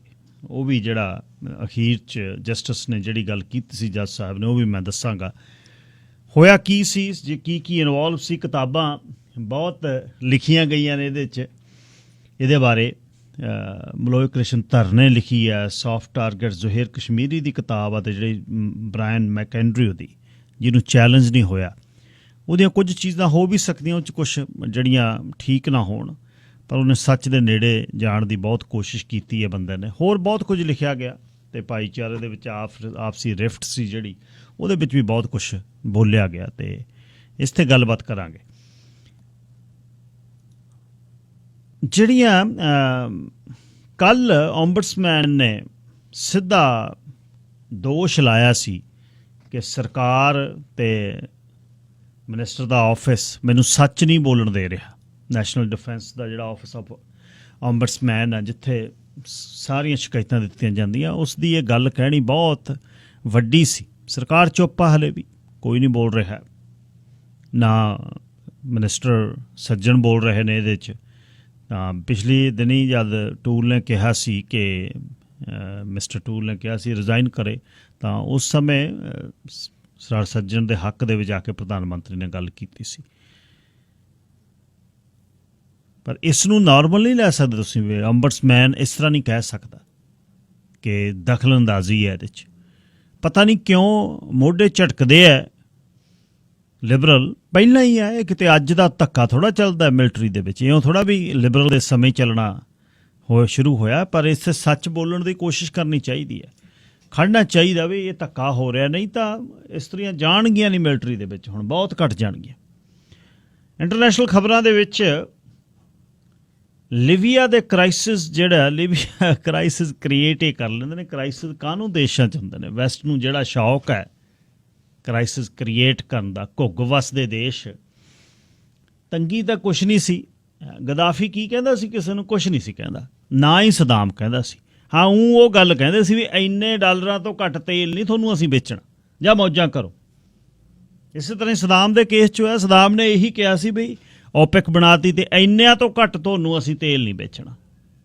ਕਰਤਾ ਕ੍ਰੀਏਟ ਫਿਰ ਇਨਵੇਡ, ਜਿਹੜਾ ਇਨਵੇਡ ਕੁਵੈਤ, ਕਾਹਦਾ ਇਨਵੇਡ ਨਹੀਂ ਸੀ ਹੋਇਆ ਉੱਥੇ, ਫਿਕਸ ਕੋਈ ਬਾਉਂਡਰੀ ਉਹ ਹੈ ਨਹੀਂ ਸੀ। ਫਰਾਂਸੀਸੀ ਤੇ ਬਲੈਦ ਦੀਆਂ ਕੰਪਨੀਆਂ ਨੇ, ਤੇਲ ਵਾਲੀਆਂ ਨੇ ਆ ਕੇ ਇਰਾਕ ਵਾਲੇ ਪਾਸਿਓਂ ਜਿਹੜੇ ਤੇਲ ਕੱਢਣਾ ਸ਼ੁਰੂ ਕਰ ਦਿੱਤਾ ਸੀ। ਇਸ ਤੇ ਸਦਾਮ ਹੁਸੈਨ ਨੇ ਜਦ ਐਕਸ਼ਨ ਕਰਨ ਦੀ ਗੱਲ ਕੀਤੀ, ਅਮਰੀਕਾ ਨਾਲ ਸੀ, ਉਹ ਕਹਿੰਦਾ ਕਰੋ, ਤੂੰ ਕਰ, ਇਹ ਕਿਉਂ ਤੇਰੇ ਵਾਲੇ ਪਾਸੇ ਕਿਉਂ ਹੈ। ਜਦ ਫਿਰ ਉਹਨੇ ਕਿਹਾ ਵੀ ਤੁਸੀਂ ਧੱਕਾ ਕਰਦੇ ਹੋ, ਉਹ ਡੱਕਰ ਤੇ ਫਿਰ ਕੁਵੈਤ ਵਾਲੇ ਪਾਸੇ ਅਮਰੀਕਾ ਆ ਕੇ ਫੇਰ ਖੜ ਗਿਆ। ਇਉਂ ਹੀ ਗਦਾਫੀ ਸੀ। ਗਦਾਫੀ ਦੇ ਸਹਾਰਾ ਦੇ ਵਿੱਚ, ਸਹਾਰਾ ਰੇਗਿਸਤਾਨ ਦੇ ਵਿੱਚ 에ਅਰ ਕੰਡੀਸ਼ਨ ਤੰਬੂਆਂ ਦੇ ਵਿੱਚ ਨਰਮ ਚਮੜੀਆਂ ਵਾਲੇ ਜਾਣਾ ਪੈਂਦਾ ਸੀ ਸਾਰਿਆਂ ਨੂੰ, ਜਾ ਕੇ ਬਹਿੰਦੇ ਸੀ ਉੱਥੇ, ਗੱਲਾਂ ਕਰਦੇ ਸੀ ਕਿ ਦੱਸ ਕੀ ਕਰੀਏ, ਕੀ ਕਹਾਣੀ ਕਰੀਏ। ਤੇ ਅਖੀਰ ਉਹਨੂੰ ਕਹਿਤਾ ਵੀ ਆਜ਼ਾਦ ਤਾਂ ਬਸ, ਕਹਿੰਦੇ ਚੱਲ, ਨਹੀਂ ਤਾਂ ਨਹੀਂ ਸੀ। ਹੁਣ ਉਸ ਨੂੰ ਉਹ ਸਥਾਪਤੀ ਦੇ ਲਈ ਗੱਲਾਂ ਹੋ ਰਹੀਆਂ ਨੇ, ਉਸ ਦੇ ਲਈ ਕਿ ਕਿਵੇਂ ਕਰੀਏ, ਕੀ ਕਰੀਏ, ਕਿਸ ਤਰ੍ਹਾਂ ਕਰੀਏ। ਸੋ ਲੀਬੀਆ ਦੀ ਇਸ ਜਿਹੜੀ ਹੈ ਇਹਦੀ ਇੰਟਰਮ ਗਵਰਨਮੈਂਟ ਦੇ, ਲੀਬੀਆ ਦੇ, ਤੇ US the secretary of state Antony Blinken, ਤੇ ਉਸਦੇ ਬਾਅਦ ਫੋਰਨ ਮਿਨਿਸਟਰ ਫਰਾਂਸ ਤੇ ਇਜਿਪਟ ਦੇ, ਤੇ UN ਦੇ ਬੰਦੇ ਬਰਲਿਨ ਦੇ ਵਿੱਚ ਗੱਲਬਾਤ ਕਰ ਰਹੇ ਨੇ ਕਿ ਤੁਹਾਡਾ ਕਿਵੇਂ ਨਿਬੇੜੀਏ। ਵੀ ਹੁਣ ਵਪਾਰਕ ਸੰਦੇਸ਼ਾਂ ਤੋਂ ਬਾਅਦ ਵੈਦ ਰੂਬਲ ਜੀ ਨਾਲ ਗੱਲ ਕਰਦੇ ਹਾਂ। ਹੁਣ ਮੇਰੇ ਨਾਲ ਉੱਗੇ ਵੈਦ ਰੂਬਲ ਨੇ। ਵੈਦ ਰੂਬਲ ਹੋਣਾ ਨੇ ਆਯੁਰਵੇਦ ਦੇ ਵਿੱਚ ਨਵੀਆਂ ਚੀਜ਼ਾਂ ਜਿਹੜੀਆਂ ਉਹ ਇਹ ਕੀਤੀਆਂ ਕਿ ਜਿਹੜੀਆਂ ਨਾਮਰਾਦ ਬਿਮਾਰੀਆਂ ਨੇ ਉਹਨਾਂ ਦਾ ਇਲਾਜ ਕੀਤਾ। ਬਾਕੀ ਜਿਹੜਾ ਆਮ ਬਿਮਾਰੀਆਂ ਦੇ ਲਈ ਬਹੁਤ ਵੈਦ ਨੇ ਜਿਹੜੇ ਦਵਾਈਆਂ ਦੇ ਦਿੰਦੇ ਆ, ਪਰ ਵੈਦ ਰੂਬਲ ਉਹਨਾਂ ਨੇ ਸਿੱਧ ਕੀਤਾ ਹਜ਼ਾਰਾਂ ਹੀ ਕੇਸ ਜਿਹੜੇ ਉਹ ਸਹੀ ਕੀਤੇ ਨੇ। 3 ਪੀੜ੍ਹੀਆਂ ਤੋਂ ਵੱਧ ਦੀ ਵੈਦਗਿਰੀ ਆ ਘਰ ਦੇ ਵਿੱਚ, ਤੇ ਕਲੀਨਿਕ ਨੇ ਸਾਰੇ ਕੈਨੇਡਾ ਦੇ ਵਿੱਚ, ਵੱਡਿਆਂ ਸ਼ਹਿਰਾਂ ਦੇ ਵਿੱਚ, ਤੇ ਇੰਡੀਆ, ਪੰਜਾਬ ਦੇ ਵਿੱਚ ਮੇਰੇ ਨਾਲ ਨੇ। ਤੇ ਪਰ ਗਏ ਹੋਏ ਪੰਜਾਬ ਨੇ ਅੱਜ ਕੱਲ੍ਹ, ਤੇ ਉੱਥੋਂ ਹੀ ਗੱਲਬਾਤ ਹੁਸ਼ਿਆਰਪੁਰ ਤੋਂ ਹੋ ਰਹੀ ਹੈ। ਵੈਦ ਜੀ ਸਵਾਗਤ, ਸਤਿ ਸ੍ਰੀ ਅਕਾਲ। ਸਤਿ ਸ੍ਰੀ ਅਕਾਲ ਜੀ ਸਾਰੇ ਸਰੋਤਿਆਂ ਨੂੰ ਮੇਰੇ ਵੱਲੋਂ ਸਵੇਰ ਦੀ ਪਿਆਰ ਭਰੀ ਨਿੱਘੀ ਜਿਹੀ ਸਤਿ ਸ੍ਰੀ ਅਕਾਲ, ਸਲਾਮ ਅਲੈਕਮ, ਵਾਹਿਗੁਰੂ ਜੀ ਕਾ ਖਾਲਸਾ, ਵਾਹਿਗੁਰੂ ਜੀ ਕੀ ਫਤਿਹ। ਵਾਹਿਗੁਰੂ ਜੀ ਕਾ ਖਾਲਸਾ, ਵਾਹਿਗੁਰੂ ਜੀ ਫਤਿਹ।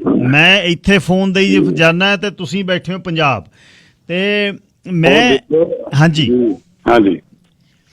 ਮੈਂ ਜਿਹੜੀ ਗੱਲ ਕਰਨੀ ਚਾਹੁੰਦਾ ਜੀ, ਇੱਥੇ ਪਿਛਲੇ ਦਿਨਾਂ 'ਚ ਜਿਹੜੇ 5-7 ਫੋਨ ਆਏ ਨਾ ਵੈਦ ਜੀ, ਉਹਨਾਂ 5-7 ਫੋਨਾਂ ਦੇ ਵਿੱਚੋਂ 3 ਫੋਨ ਇਹੋ ਜਿਹੇ ਸੀ ਜਿਹਦੇ 'ਚ ਅਲਸਰੇਟਿਵ ਕੋਲਾਈਟਸ ਦੀ ਮੇਨ ਵੱਡੀ ਅੰਦਰ ਜਿਹੜੀ ਹੈ ਅੰਤੜੀ ਹੈ, ਉਹਦੇ 'ਚ ਸੋਜ, ਜਾਂ ਸਵੇਰੇ ਜਦ ਜਾਣਾ ਤੁਸੀਂ ਟਾਇਲਟ ਤਾਂ ਖੂਨ ਦਾ ਆਉਣਾ ਜੀ।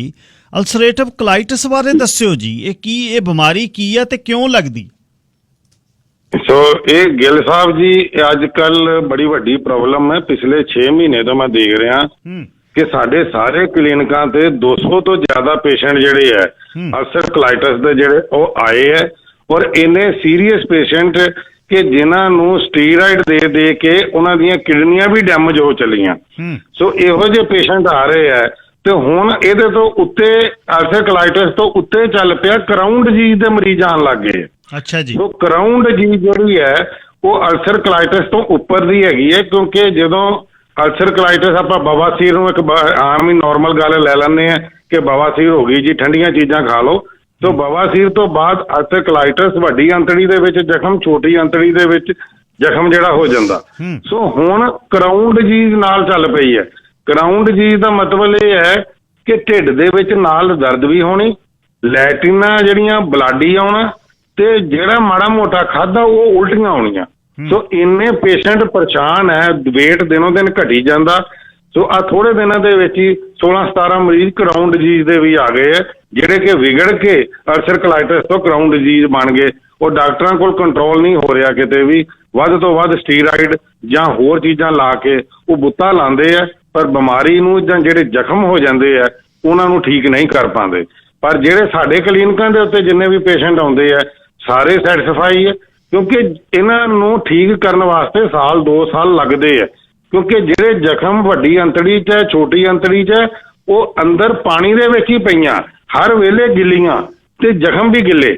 ਸੋ ਗਿੱਲੀ ਚੀਜ਼ ਦੇ ਵਿੱਚੋਂ ਉਹਨੂੰ ਸੁਕਾਉਣਾ ਬੜਾ ਔਖਾ ਹੁੰਦਾ। ਪਰ ਆਯੁਰਵੈਦਿਕ ਦੇ ਵਿੱਚ ਸਾਡੇ ਬਜ਼ੁਰਗਾਂ ਦੇ ਦੱਸੇ ਨੁਸਖਿਆਂ ਦੇ ਅਨੁਸਾਰ ਸੋ ਇਹਦਾ ਇਲਾਜ ਜਿਹੜਾ ਬਿਲਕੁਲ ਸੰਭਵ ਹੈ, ਔਰ ਆਪਾਂ ਇਹਦਾ ਇਲਾਜ ਜਿਹੜਾ ਬੜੇ ਤਸੱਲੀ ਬਖਸ਼ ਕਰਦੇ ਹਾਂ। ਤੇ ਮਰੀਜ਼ ਜਿਹੜੇ ਛੋਟੇ 3-3 ਸਾਲ ਦੇ ਬੱਚਿਆਂ ਨੂੰ ਅਲਸਰ ਕੋਲਾਈਟਿਸ ਦੀ ਪ੍ਰੋਬਲਮ ਆ ਗਈ, ਜਿਹੜੇ ਕਿ ਇਸ ਵੇਲੇ ਸਾਡੇ ਕੋਲ ਆ ਕੇ ਟ੍ਰੀਟਮੈਂਟ ਕਰਾ ਰਹੇ ਆ। ਸੋ ਅਸੀਂ ਤੇ ਇਹੋ ਹੀ ਅਰਦਾਸ ਕਰਦੇ ਹਾਂ ਕਿ ਇਹੋ ਜਿਹੀ ਬਿਮਾਰੀ ਭਿਆਨਕ ਕਿਸੇ ਨੂੰ ਨਾ ਲੱਗੇ। ਜੇ ਕਿਸੇ ਨੂੰ ਲੱਗ ਗਈ ਹੈ ਤੇ ਇੱਧਰ ਉੱਧਰ ਭੱਜ ਕੇ ਸਮਾਂ ਨਾ ਵਿਅਰਥ ਕਰੋ। ਸਾਡੇ ਕਲੀਨਿਕ ਦੇ ਉੱਤੇ ਤੁਸੀਂ ਸਰੀ ਦੇ ਵਿੱਚ ਆ ਸਕਦੇ ਆ, 128 ਦੇ ਉੱਤੇ, 76 ਦੇ ਉੱਤੇ, ਜਾਂ ਬਰਮਟਨ ਦੇ ਵਿੱਚ ਜਾ ਸਕਦੇ ਆ, ਜਾਂ ਜੇ ਤੁਸੀਂ ਇੰਡੀਆ ਦੇ ਵਿੱਚ ਬੈਠੇ ਆ ਤੇ ਕਿਸੇ ਵੀ ਦਿੱਲੀ, ਲੁਧਿਆਣਾ, ਹੁਸ਼ਿਆਰਪੁਰ, ਹਿਮਾਚਲ, ਅੰਮ੍ਰਿਤਸਰ, ਸ਼੍ਰੀ ਹਰਗੋਬਿੰਦਪੁਰ, ਟਾਂਡਾ, ਕਿਸੇ ਕਲੀਨਿਕ ਦੇ ਉੱਤੇ ਵੀ ਤੁਸੀਂ ਜਾ ਕੇ, ਸਾਰੀਆਂ ਕਲੀਨਿਕਾਂ ਦੇ ਉੱਤੇ ਜਿਹੜੇ ਸਾਡੇ ਆਪਣੇ ਬੱਚੇ ਜਿਹੜੇ ਬੈਠੇ ਹੋਏ ਆ, ਕੋਈ ਵੀ ਅਣਜਾਣ ਆਦਮੀ ਜਾਂ ਬਾਹਰ ਦਾ ਆਦਮੀ ਕੋਈ ਨਹੀਂ ਬੈਠਾ। ਸੋ ਸਾਰੀ ਗੱਲਬਾਤ ਮੇਰੇ ਨਾਲ ਕੀਤੀ ਜਾਂਦੀ ਹੈ। ਸੋ ਜੇ ਕਿਸੇ ਨੂੰ ਕੋਈ ਪ੍ਰੋਬਲਮ ਹੁੰਦੀ ਹੈ ਤੇ ਉਹ WhatsApp ਦੇ ਉੱਤੇ ਮੇਰੇ ਨਾਲ ਸਿੱਧੀ ਗੱਲਬਾਤ ਕਰ ਸਕਦਾ। ਸਾਡਾ ਜਿਹੜਾ ਫੋਨ ਨੰਬਰ ਹੈ ਉਹ 7789170444।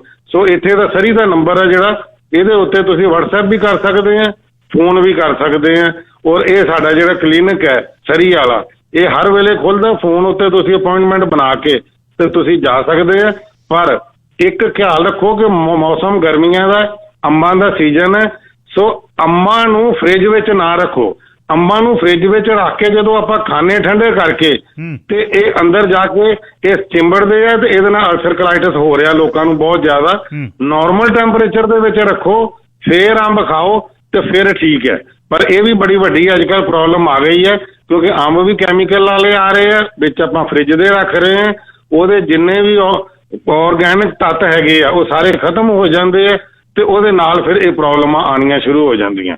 ਸੋ ਅੰਬ ਖਾਓ, ਇੱਕ ਅੱਧਾ ਖਾਓ, ਪਰ ਉਹਨੂੰ ਵੀ ਰੂਮ ਟੈਂਪਰੇਚਰ 'ਚ ਰੱਖ ਕੇ ਜੀ। ਅੱਛਾ ਬੈਸ ਸਾਹਿਬ, ਹੁਣ ਇਉਂ ਦੱਸਿਓ ਜੀ, ਤੁਸੀਂ ਪੰਜਾਬ ਹੋ, ਦਵਾਈ ਜਦ ਚਾਹੀਦੀ ਹੈ ਫਿਰ ਦਵਾਈ ਕਿਵੇਂ ਪਹੁੰਚੇਗੀ ਜੀ ਇੱਥੇ? ਜਿਹਨੇ ਕਲੀਨਿਕ 'ਚ ਜਾ ਕੇ ਮਿਲੇਗੀ ਜਾਂ ਕਿੱਥੋਂ? ਕਿਉਂਕਿ ਫੋਨ ਆਉਂਦੇ ਨੇ ਸਾਰਿਆਂ ਦੇ।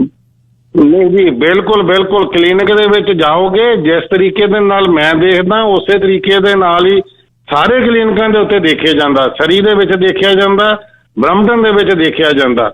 ਔਰ ਤਜਰਬੇਕਾਰ ਜਿਹੜੇ ਸਾਡੇ ਬੱਚੇ ਹੈਗੇ ਆ ਉਹ ਬੈਠੇ ਆ। ਸੋ ਕੋਈ ਦਿੱਕਤ ਵਾਲੀ ਗੱਲ ਨਹੀਂ, ਕਿਉਂਕਿ ਮੈਨੂੰ ਜਾਣਾ ਪੈਂਦਾ ਇਸ ਕਰਕੇ, ਕਿਉਂਕਿ ਮੈਂ ਦਵਾਈਆਂ ਬਣਾਉਣੀਆਂ ਹੁੰਦੀਆਂ। ਸੋ ਸਾਰੇ ਪਾਸੇ ਦੇਖਣੇ ਹੁੰਦੇ ਆ।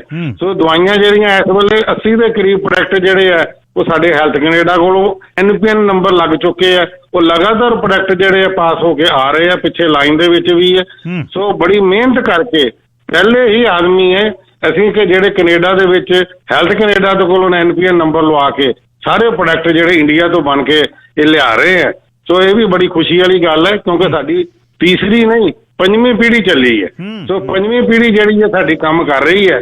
ਸੋ ਬੜੇ ਤਰੀਕੇ ਦੇ ਨਾਲ ਕਰ ਰਹੀ ਹੈ ਔਰ ਸਾਰੇ ਸਕਸੈਸਫੁਲ। ਹਰ ਕਲੀਨਿਕ ਦੇ ਉੱਤੇ ਹੈਵੀ ਰਸ਼ ਹੈ, ਇਸੇ ਕਰਕੇ ਹੀ ਹੈ ਕਿ ਮਰੀਜ਼ ਠੀਕ ਹੁੰਦੇ ਆ ਘੱਟ ਪੈਸੇ ਤੇ ਵਧੀਆ ਇਲਾਜ ਦੇ ਵਿੱਚ, ਕਿਉਂਕਿ ਸਾਡੇ ਕਿਸੇ ਵੀ ਕਲੀਨਿਕ ਦੇ ਉੱਤੇ ਕੋਈ ਫੀਸ ਨਹੀਂ ਲਈ ਜਾਂਦੀ। ਕੋਈ $100, ਕੋਈ $50, ਕੋਈ $200, ਕੋਈ ਫੀਸ ਨਹੀਂ ਲਈ ਜਾਂਦੀ। ਸਿਰਫ ਤੇ ਸਿਰਫ ਦਵਾਈ ਦੇ ਰੀਜ਼ਨੇਬਲ ਚਾਰਜਿਸ ਲਏ ਜਾਂਦੇ ਆ। ਸੋ ਤੁਸੀਂ ਕਿਸੇ ਵੇਲੇ ਵੀ ਸਾਡੇ ਸਰੀ ਵਾਲੇ ਕਲੀਨਿਕ ਦੇ ਉੱਤੇ, ਬਰਮਟਨ ਵਾਲੇ ਕਲੀਨਿਕ ਦੇ ਉੱਤੇ, ਜਾਂ ਇੰਡੀਆ ਦੇ ਵਿੱਚ ਬੈਠੇ ਆ, ਕਿਸੇ ਮੇਰੇ ਨਾਲ ਗੱਲ ਕਰਨੀ ਹੈ ਤੇ ਤੁਸੀਂ WhatsApp ਦੇ ਉੱਤੇ ਕਰ ਸਕਦੇ ਹੋ। ਸੋ ਆਪਾਂ ਨੰਬਰ ਦਿਓ ਜੀ, ਕੋਸ਼ਿਸ਼ ਕਰਦੇ ਹਾਂ। ਨੰਬਰ ਦਿਓ ਸਾਰੇ ਕਲੀਨਿਕਾਂ ਦੇ ਤੇ ਆਪਣਾ ਜੀ। ਸੋ ਨੰਬਰ ਹੈਗਾ ਜੀ 7789170444। ਸੋ ਇਹ ਨੰਬਰ ਜਿਹੜਾ ਫੋਨ ਕਰੋਗੇ ਸਿੱਧਾ ਆਫਿਸ 'ਚ ਜਾਊਗਾ, WhatsApp ਕਰੋਗੇ ਤੇ ਉਹ ਮੇਰੇ ਕੋਲ ਆਏਗੀ। ਸੋ ਮੇਰੀ WhatsApp ਜਿਹੜੀ ਇਸੇ ਨੰਬਰ ਦੇ ਉੱਤੇ ਚੱਲਦੀ ਹੈ। ਬਾਕੀ ਮੈਨੂੰ ਤੁਸੀਂ ਇੰਡੀਆ ਦੇ ਵਿੱਚ ਜੇ ਫੋਨ ਕਰਨਾ 70574 00000 70574 ਤੇ 5 ਵਾਰੀ 00। ਇਹ ਤਾਂ VIP ਹੋ ਗਿਆ ਕੰਮ ਫਿਰ। ਉਹਨੇ ਮਹਾਰਾਜ ਤੁਸੀਂ VIP ਤੇ ਫਿਰ ਸਾਡਾ ਪਿੱਛਾ ਸਾਨੂੰ ਕਰਨਾ ਹੀ ਪੈਣਾ। ਸੋ 70574 ਤੇ 5 ਜ਼ੀਰੋਆਂ ਲਾ ਕੇ ਤੁਸੀਂ ਇੰਡੀਆ ਦੇ ਵਿੱਚ ਮੈਨੂੰ ਡਾਇਰੈਕਟ ਕਾਲ ਕਰ ਸਕਦੇ ਆ, WhatsApp ਦੇ ਉੱਤੇ ਕਰ ਸਕਦੇ ਆ।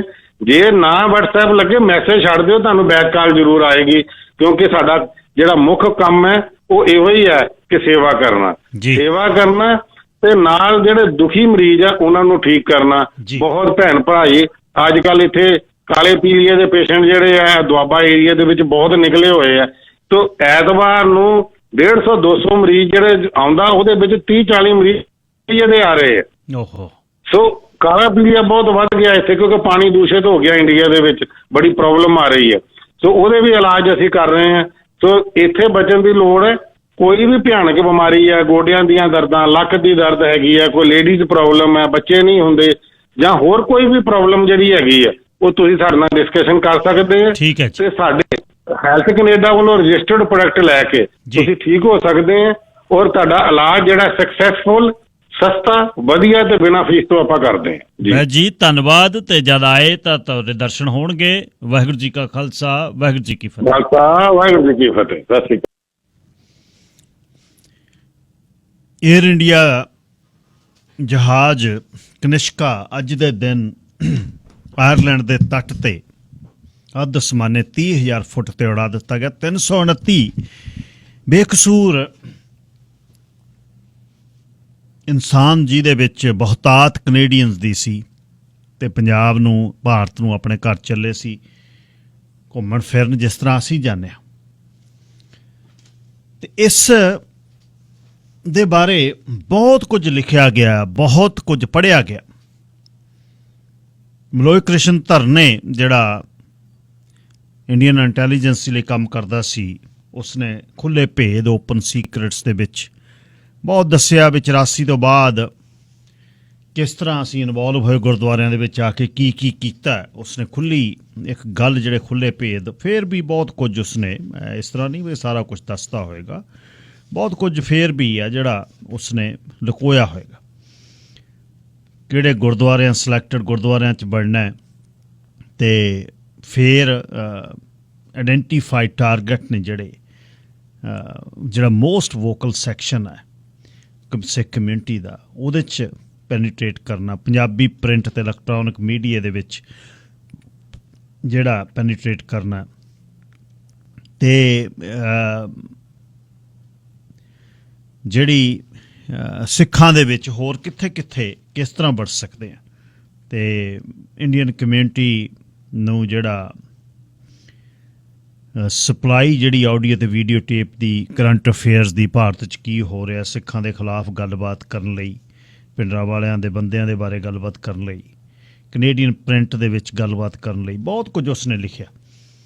ਇੱਕ ਜਿਹੜੀ ਕਿਤਾਬ ਜ਼ੁਹੇਰ ਕਸ਼ਮੀਰੀ ਤੇ ਬ੍ਰਾਇਨ ਮੈਕਐਂਡਰਿਊ ਨੇ ਲਿਖੀ ਹੈ ਨਾ, ਸੌਫਟ ਟਾਰਗੇਟ, ਉਹਦੇ 2 ਐਡੀਸ਼ਨ ਨੇ। ਤੇ ਦੂਸਰਾ ਐਡੀਸ਼ਨ ਜਿਹੜੇ 2 ਸਿੱਖ ਇਸ ਦੇ ਵਿੱਚ ਫੜੇ ਗਏ ਸੀ,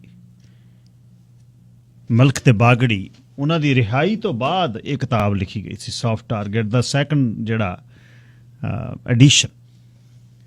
ਅੱਛਾ, ਕੁਦਰਤੀ ਮੈਂ ਆਪਣੇ ਤੌਰ ਤੇ ਹੀ ਗੱਲਬਾਤ ਕਰਨੀ ਸੀ। ਮੈਂ ਸਵੇਰੇ ਵੀ ਕੋਸ਼ਿਸ਼ ਕੀਤੀ। ਸਰਬਜੀਤ ਸਿੰਘ ਵੇਰਕਾ ਜਿਹੜੇ ਜਸਟਿਸ ਬੈਂਸ ਦੀ ਟੀਮ ਦੇ ਵਿੱਚ ਮਨੁੱਖੀ ਹੱਕਾਂ ਦੇ ਲਈ ਬਹੁਤ ਕੰਮ ਕਰਦੇ ਆ, ਉਹਨਾਂ ਨੇ ਸਰ ਰਾਜਵਿੰਦਰ ਸਿੰਘ ਬੈਂਸ ਹੋਣੀ, ਉਹ ਇਸ ਏਅਰ ਇੰਡੀਆ ਦੀ ਇਨਕੁਆਰੀ ਦੇ ਵਿੱਚ ਵੀ ਇੱਥੇ ਆਏ ਸੀ ਪਾਰਟੀਸਪੇਟ ਕਰਨ। ਤੇ ਰਾਜਵਿੰਦਰ ਸਿੰਘ ਬੈਂਸ ਹੋਣੀ ਕੋਸ਼ਿਸ਼ ਵੀ ਕਰ ਰਹੇ ਨੇ ਇੱਕ ਕਿਤਾਬ ਲਿਖਣ ਲਈ।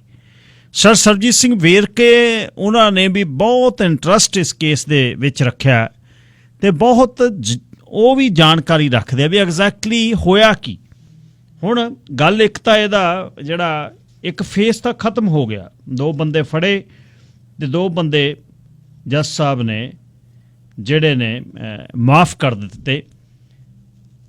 ਫਾਈਨਲ ਸਟੇਟਮੈਂਟ ਜਸਟਿਸ ਜੋਸਫਸਨ ਨੇ ਕਿਹਾ ਸੀ ਕਿ ਮੈਂ ਸ਼ੁਰੂ ਇਸ ਨੂੰ ਕਰਦਾ ਕਿ ਬਹੁਤ ਹੀ ਜ਼ਾਲਮਾਨਾ ਤੇ ਬਰਬਾਦੀ ਵਾਲਾ ਇਹ ਅੱਤਵਾਦ ਦਾ ਘਿਨਾਉਣਾ ਜਿਹੜਾ ਕੰਮ ਕੀਤਾ ਗਿਆ, ਜਿਹੜਾ ਇਨਸਾਫ ਲਈ ਲੇਰਾ ਮਾਰ ਰਿਹਾ ਪਰ ਇਨਸਾਫ ਅਚੀਵ ਨਹੀਂ ਹੋਇਆ। ਤੇ ਉਹ ਕਹਿੰਦੇ ਵੀ ਜਿਹੜੇ ਬੰਦੇ ਨੇ ਕਨਵਿਕਟ ਕੀਤੇ ਗਏ ਤੇ ਉਹਨਾਂ ਨੂੰ ਸ਼ੱਕ ਦੇ ਆਧਾਰ ਤੇ ਜਿਹੜਾ ਉਹ ਸਜ਼ਾਵਾਂ ਨਹੀਂ ਹੋ ਸਕਦੀਆਂ। If persons are convicted on anything less than the requisite standard of proof beyond a reasonable doubt, the evidence has fallen markedly short of the standard. ਅਖੀਰ 'ਚ ਉਹਨਾਂ ਨੇ ਕਿਹਾ ਵੀ ਜਿਹੜੇ ਸਬੂਤ ਪੇਸ਼ ਨਹੀਂ ਕੀਤੇ ਗਏ, ਸ਼ੱਕ ਦੇ ਆਧਾਰ ਤੇ ਐਡੇ ਬੜੀਆਂ ਸਜ਼ਾਵਾਂ ਨਹੀਂ ਹੋ ਸਕਦੀਆਂ। ਤੇ ਨਾਲ ਇਹਦੇ ਵਿੱਚ ਹੁਣ ਸਬੂਤ ਕੀ ਹੋਣੇ ਸੀ? ਜਹਾਜ਼ ਹੈ, ਜਹਾਜ਼ 'ਚ ਬੰਬ ਹੈ, ਜਹਾਜ਼ ਉੱਡ ਗਿਆ, ਰਹਿਣਾ ਹੀ ਕੱਖ ਨਹੀਂ ਉਹਦੇ 'ਚ, ਬੰਦਾ ਕੋਈ ਰਿਹਾ ਨਹੀਂ। ਰੱਖਣ ਵਾਲਿਆਂ ਨੇ ਜਿਹੜੇ ਨੇ ਐਲ ਸਿੰਘ ਐਮ ਸਿੰਘ 2 ਨਾਂ, ਉਹਨਾਂ ਨੂੰ ਕੋਈ ਲਾਲ ਸਿੰਘ ਅਮੰਦ ਸਿੰਘ ਕਹਿ ਰਿਹਾ ਸੀ। ਲਾਲ ਸਿੰਘ ਅਕਾਲਗੜ੍ਹ ਨੂੰ ਨਾਭੇ ਜੇਲ੍ਹ ਦੇ ਵਿੱਚ ਪੈਸੇ ਦੇਣ ਲਈ ਇੱਥੇ ਦੀ ਇੰਟੈਲੀਜੈਂਸੀ ਗੱਲ ਕਰਦੀ ਰਹੀ, ਤੈਨੂੰ ਕੈਨੇਡੀਅਨ ਸਿਟੀਜ਼ਨ ਦੇ ਦਿਆਂ। ਨੋ, ਉਹ ਐਲ ਸਿੰਘ ਐਮ ਸਿੰਘ ਕੌਣ ਸੀ? ਉਹਨਾਂ ਦੀ ਗੱਲ, ਕਿਉਂਕਿ ਉਹਦੀ ਜਸਟੀਫਿਕੇਸ਼ਨ ਕੋਈ ਪ੍ਰੂਫ ਨਹੀਂ ਹੈ, ਬਿਨਾਂ ਪ੍ਰੂਫ ਤੋਂ ਤੁਸੀਂ ਗੱਲ ਨਹੀਂ ਕਰ ਸਕਦੇ। ਕੌਣ ਸੀ ਉਹ ਬੰਦੇ? ਕੌਣ ਫਲਾਈ ਕੀਤਾ ਇੱਥੋਂ? ਜਿੱਦਣ ਇਹ ਜਹਾਜ਼ ਦੇ ਵਿੱਚ ਜਹਾਜ਼ ਇੱਥੋਂ ਉੱਡਿਆ ਉਸ ਸਮੇਂ ਵੈਨਕੂਵਰ ਦੀ ਧਰਤੀ ਛੱਡ ਕੇ ਕੌਣ ਗਏ ਬੰਦੇ? ਬਹੁਤ ਕੁਝ ਹੈ ਇਹਦੇ ਵਿੱਚ, ਤੇ ਕਮਿਊਨਿਟੀ 'ਚ ਕੌਣ ਕੌਣ ਇਨਵੋਲਵ ਸੀ ਬਹੁਤਿਆਂ ਨੂੰ ਪਤਾ ਹੈ, ਬਸ ਹੁਣ ਉਹ ਚੁੱਪ ਕਰ ਗਏ ਕਿਉਂਕਿ ਜਿਵੇਂ ਕੁਛ ਕਰਾਇਆ ਗਿਆ ਹੋ, ਕਹਿ ਕੇ ਕੀਤਾ ਗਿਆ ਹੋ, ਫੈਬਰੀਕੇਟ ਕੀਤੀਆਂ ਗਈਆਂ ਚੀਜ਼ਾਂ ਉਸ ਤਰ੍ਹਾਂ ਨਹੀਂ ਹੋਇਆ ਹੋ। ਕੀ ਪਤਾ ਕਿਵੇਂ ਕਿਹੜੇ ਬੰਦੇ ਜਿਹੜੇ ਕੈਨੇਡੀ ਵਾਲੇ ਕੇਸ ਦੇ ਵਿੱਚ ਕਿਸ ਨੇ ਕੈਨੇਡੀ ਨੂੰ ਗੋਲੀ ਮਾਰੀ, ਗੋਲੀ ਮਾਰਨ ਵਾਲੇ ਨੂੰ ਕਿਸ ਨੇ ਪਿੱਛੋਂ ਮਾਰਤੀ, ਖਤਮ ਕਰ ਦਿੱਤੀਆਂ ਗੱਲਾਂ। ਕੁਛ ਭੌਂਕੜ ਕਿਸਮ ਦੇ ਬੰਦਿਆਂ ਨੇ ਇਸ ਨੂੰ ਕੋਸ਼ਿਸ਼ ਕੀਤੀ ਕਿ ਹੁੰਦਾ ਤਾਂ ਫੁਕਰਪਣਾ ਹੀ ਆ ਕਰ ਦਿਆਂਗੇ, ਉਹ ਕਰ ਦਿਆਂਗੇ, ਉਹਦੇ ਵਿੱਚ ਕੀ ਬਰਬਾਦੀ ਕੌਮ ਦੇ ਮੋਢਿਆਂ ਤੇ ਇਹ ਵਜ਼ਨ ਪੈ ਗਿਆ। ਸੋ ਇੱਕ ਵਕੀਲ ਦੇ ਤੌਰ ਤੇ ਜਿਹੜੇ ਵਕੀਲ ਹੈ ਰਿਫਾਈਨਡ ਕਰਕੇ ਗੱਲ ਕਰਦੇ ਨੇ, ਮੈਂ ਬੇਨਤੀ ਕਰਾਂ ਜੀ ਹਲੇ ਕਾਲਰਸ ਨੂੰ ਪਲੀਜ਼ ਮੈਂ ਦੱਸੂਗਾ ਜਦ ਫੋਨ ਕਰਿਓ, ਤੇ ਸਾਰਿਆਂ ਨੂੰ ਮੈਂ ਬੇਨਤੀ ਕਰੂੰਗਾ ਕਿ ਸ਼ਾਰਟ ਰੱਖ ਕੇ ਵੱਧ ਤੋਂ ਵੱਧ ਇਸ ਤੇ ਗੱਲ ਮੈਂ ਕੁਝ ਸਮਾਂ ਸਰਬਜੀਤ ਸਿੰਘ ਵੇਰਕਾ ਨਾਲ ਗੱਲ ਕਰਨੀ ਚਾਹੁੰਦਾ। ਵੇਰਕਾ ਸਾਹਿਬ ਸਵਾਗਤ ਹੈ ਜੀ, ਸਤਿ ਸ੍ਰੀ ਅਕਾਲ। ਸਤਿ ਸ਼੍ਰੀ ਅਕਾਲ ਜੀ, ਥੈਂਕਸ। ਧੰਨਵਾਦ ਜੀ, ਬਹੁਤ ਸ਼ਾਰਟ ਨੋਟਿਸ ਤੇ ਤੁਸੀਂ ਜਿਹੜਾ ਮੇਰੀ ਬੇਨਤੀ ਨੂੰ ਮੰਨਿਆ। ਅੱਜ ਵੇਰਕਾ ਸਾਹਿਬ 36 ਵਰ੍ਹੇ ਹੋ ਗਏ। 36 ਵਰ੍ਹਿਆਂ ਤੋਂ ਬਾਅਦ, ਕਿਉਂਕਿ ਇੱਕ ਵਕੀਲ ਦੀ ਨਿਗਾਹ ਅਲੱਗ ਹੈ ਔਰ ਟੀਮ ਇਹੋ ਜਿਹੀ ਜਿਹੜੀ ਮਨੁੱਖੀ ਹੱਕਾਂ ਲਈ ਲੜਦੀ ਹੈ, ਤੁਸੀਂ ਉਹਦੇ ਵਿੱਚੋਂ, ਤੇ ਸਰਦਾਰ ਬੈਂਸ ਇਸ ਦੇ ਵਿੱਚ, ਸਰਦਾਰ ਰਾਜਵਿੰਦਰ ਸਿੰਘ ਬੈਂਸ ਇਨਵੋਲਵ ਵੀ ਰਹੇ ਆ। ਤੁਸੀਂ ਆਪਣੇ ਤੌਰ ਤੇ ਇਸ ਨੂੰ ਜੇ ਲੋਕਾਂ ਦੇ ਸਨਮੁਖ ਕਰਨਾ ਹੋਵੇ, ਇਹਦੇ ਵਿੱਚ ਹੋਇਆ ਕੀ ਸੀ, ਇਹ ਕੁਝ ਦੱਸ ਸਕਦੇ ਹੋ? ਵੇਖੋ ਜੀ, ਇਸ ਕੇਸ ਨਾਲ ਸਾਨੂੰ 22 ਸਾਲ ਹੋ ਗਏ ਜੁੜਿਆ। ਅੱਛਾ ਜੀ। ਜਿਹੜਾ 에ਅਰ ਇੰਡੀਆ ਕ੍ਰੈਸ਼ ਜਿਹਦੇ ਵਿੱਚ 332 ਬੰਦੇ ਮਰੇ, ਜਿਹਦੇ ਵਿੱਚ 82 ਬੱਚੇ। ਅਸੀਂ 2003 ਚ ਜਿਹੜਾ ਇਸ ਕੇਸ ਤੇ ਕੰਮ ਕਰਨਾ ਸ਼ੁਰੂ ਕੀਤਾ ਸੀ। 2 ਰਿਪੋਰਟਰ ਸੀ ਇੰਡੀਅਨ ਐਕਸਪ੍ਰੈਸ ਤੇ, ਉਹਨਾਂ ਨੇ ਤਲਵਿੰਦਰ ਪਰਿਵਾਰ ਨੂੰ ਜਿਹੜਾ ਇੰਡੀਆ ਆ ਕੇ ਐਨਕਾਊਂਟਰ ਹੋਇਆ ਸੀ ਉਹਦੇ ਤੇ ਵਰਕ ਕਰਨਾ ਸ਼ੁਰੂ ਕੀਤਾ ਸੀ ਉਹਨਾਂ ਨੇ। ਤੇ ਉਹਨਾਂ ਨੇ ਸਾਨੂੰ ਕੰਟੈਕਟ ਕੀਤਾ, ਮੈਂ ਉਹਨਾਂ ਦੀ ਹੈਲਪ ਉਹਦੇ ਚ ਕਰਦਾ। ਉਹਦੇ ਕਰਕੇ ਮੈਂ ਕੁਝ ਇਹਦੇ ਚੀਜ਼ਾਂ ਜਿਹੜੀਆਂ ਸੀ ਉਹ ਐਨਕਾਊਂਟਰ ਦੇ ਬਾਰੇ ਜਿਹੜੀ ਸੱਚਾਈ ਸੀ ਉਹ ਇਕੱਠੀਆਂ ਕਰਨੀਆਂ ਸ਼ੁਰੂ ਕੀਤੀਆਂ। ਪਰ ਉਹ ਜਿਹੜੀ ਰਿਪੋਰਟ ਸੀ ਇੰਡੀਅਨ ਐਕਸਪ੍ਰੈਸ ਨੇ ਉਹ ਪਬਲਿਸ਼ ਨਹੀਂ ਕੀਤੀ ਤਲਵਿੰਦਰ ਪਰਿਵਾਰ ਦੇ ਐਨਕਾਊਂਟਰ ਦੀ, ਵੀ ਉਹਨੂੰ ਕਿਵੇਂ ਫੜਿਆ ਵਾ, ਕਿਵੇਂ ਇੰਟਰੋਗੇਟ ਕੀਤਾ ਵਾ, ਉਹਨੇ ਕੀ ਦੱਸਿਆ ਤੇ ਫਿਰ ਉਹਨੂੰ ਕਿਉਂ ਮਾਰਿਆ ਗਿਆ। ਉਹ ਚੀਜ਼ਾਂ ਸਾਰੀਆਂ ਰਹਿ ਗਈਆਂ ਕਿਉਂਕਿ ਉਹਨਾਂ ਦੀ ਇੰਡੀਅਨ ਐਕਸਪ੍ਰੈਸ ਦੀ ਉਹਨਾਂ ਦੀ ਆਪਣੀ ਇਨਵੈਸਟੀਗੇਸ਼ਨ ਸੀ, ਮੈਂ ਉਹਦਾ ਪਾਰਟ ਹਾਂ, ਉਹਨਾਂ ਨੂੰ ਅਸਿਸਟ ਕਰਨ ਰਿਹਾ ਹਾਂ। ਤੇ ਉਸ ਤੋਂ ਬਾਅਦ 2005 ਚ ਜਦੋਂ ਕੈਨੇਡਾ ਕੋਰਟ ਦਾ ਫੈਸਲਾ ਆਇਆ, ਜਦੋਂ ਇਹਨਾਂ ਨੇ ਜਿਨ੍ਹਾਂ ਤੇ ਐਲੀਗੇਸ਼ਨ ਲਾ ਕੇ ਇਹਨਾਂ ਨੇ ਅਰੈਸਟ ਕੀਤਾ ਸੀ, ਵਿਪੂ ਦਮਨ ਸਿੰਘ ਮਲਕ, ਇੰਦਰਜੀਤ ਰੈਤ ਤੇ ਤੇਜਾਬ ਸਿੰਘ ਬਾਗੜੀ, ਜਦੋਂ ਉਹ ਬਰੀ ਹੁੰਦੇ ਆ ਤੇ ਉਸ ਤੋਂ ਬਾਅਦ ਚ ਜਿਹੜਾ ਸਾਡਾ ਇੰਟਰਸਟ ਉਹਦੇ ਤੇ ਜਾਗ ਗਿਆ ਵੀ ਇਹ 329 ਬੰਦੇ ਮਰੇ ਆ ਤੇ ਕੈਨੇਡਾ ਜਿਹੜੀ ਕੋਰਟ ਆ ਉਹ ਫੇਲ ਹੋਈ। ਇਹਦਾ ਮਤਲਬ ਇਨਵੈਸਟੀਗੇਸ਼ਨ ਜਿਹੜੀ ਹੈ ਕੇਸ ਦੀ ਉਹ ਠੀਕ ਨਹੀਂ ਹੋਈ। ਅਸੀਂ ਉਹਦੇ ਤੇ ਵਰਕ ਕਰਨਾ ਸ਼ੁਰੂ ਕੀਤਾ। ਥੋੜਾ ਹੀ ਸਾਡੇ ਕੋਲ ਕੋਈ ਇਨਫੋਰਮੇਸ਼ਨ ਸੀ, ਉਹਨੂੰ ਆਪਣੇ ਤੌਰ ਤੇ ਅਸੀਂ ਜੰਮੂ ਤੋਂ, ਜਿੱਥੋਂ ਤਲਵਿੰਦਰ ਪਰਮਾਰ ਨੂੰ ਇਹਨਾਂ ਅਰੈਸਟ ਕੀਤਾ ਸੀ, ਜਿੱਥੇ ਰੱਖਿਆ ਫਲੋਰ ਇੱਕ DSP ਦੇ ਘਰ 'ਚ। ਫਿਰ ਕਿੱਥੇ ਇਹਨਾਂ ਨੇ ਜਿਵੇਂ ਰਘਬੀਰ ਸਿੰਘ ਟੈਂਕ ਜਿਹੜਾ ਜਰਮਨ ਤੋਂ ਆਇਆ ਸੀ, ਤਲਵਿੰਦਰ ਬੱਬਰ ਦਾ ਡਿਊਟੀ ਚੀਫ ਸੀ, ਉਹਨਾਂ ਨੂੰ ਜਿੱਥੋਂ ਚੱਕਿਆ, ਉਹਨਾਂ ਨੂੰ ਕਿਵੇਂ ਇੰਟਰੋਗੇਟ ਕੀਤਾ। ਫਿਰ ਜਿਹੜੇ ਬੰਦੇ ਉਹਨਾਂ ਦੇ ਨਾਲ ਚੱਕੇ, ਜਿਹਦੇ 'ਚ ਤਲਵਿੰਦਰ ਪਰਮਾਰ ਉਹਨਾਂ ਦਾ ਸਹੁਰਾ, ਇੱਕ ਡਾਕਟਰ ਕਮਲਜੀਤ ਸਿੰਘ, ਫਿਰ ਉਹਨਾਂ ਦਾ ਨਾਲ ਜਿਹੜਾ ਇੱਕ ਸੁੱਖਾ ਮੁੰਡਾ ਬੈਲਜੀਅਮ ਤੋਂ ਸੁੱਖਾ ਸੀ, ਉਹਨੂੰ ਵੀ ਸਪੈਸ਼ਲ ਤਲਵਿੰਦਰ ਪਰਮਾਰ ਜਦੋਂ ਕੈਨੇਡਾ ਤੋਂ ਪਾਕਿਸਤਾਨ ਗਏ ਆ, ਸੁੱਖਾ ਵੀ ਉੱਥੇ ਗਿਆ ਨਾਲ ਉਹਨਾਂ ਦੇ।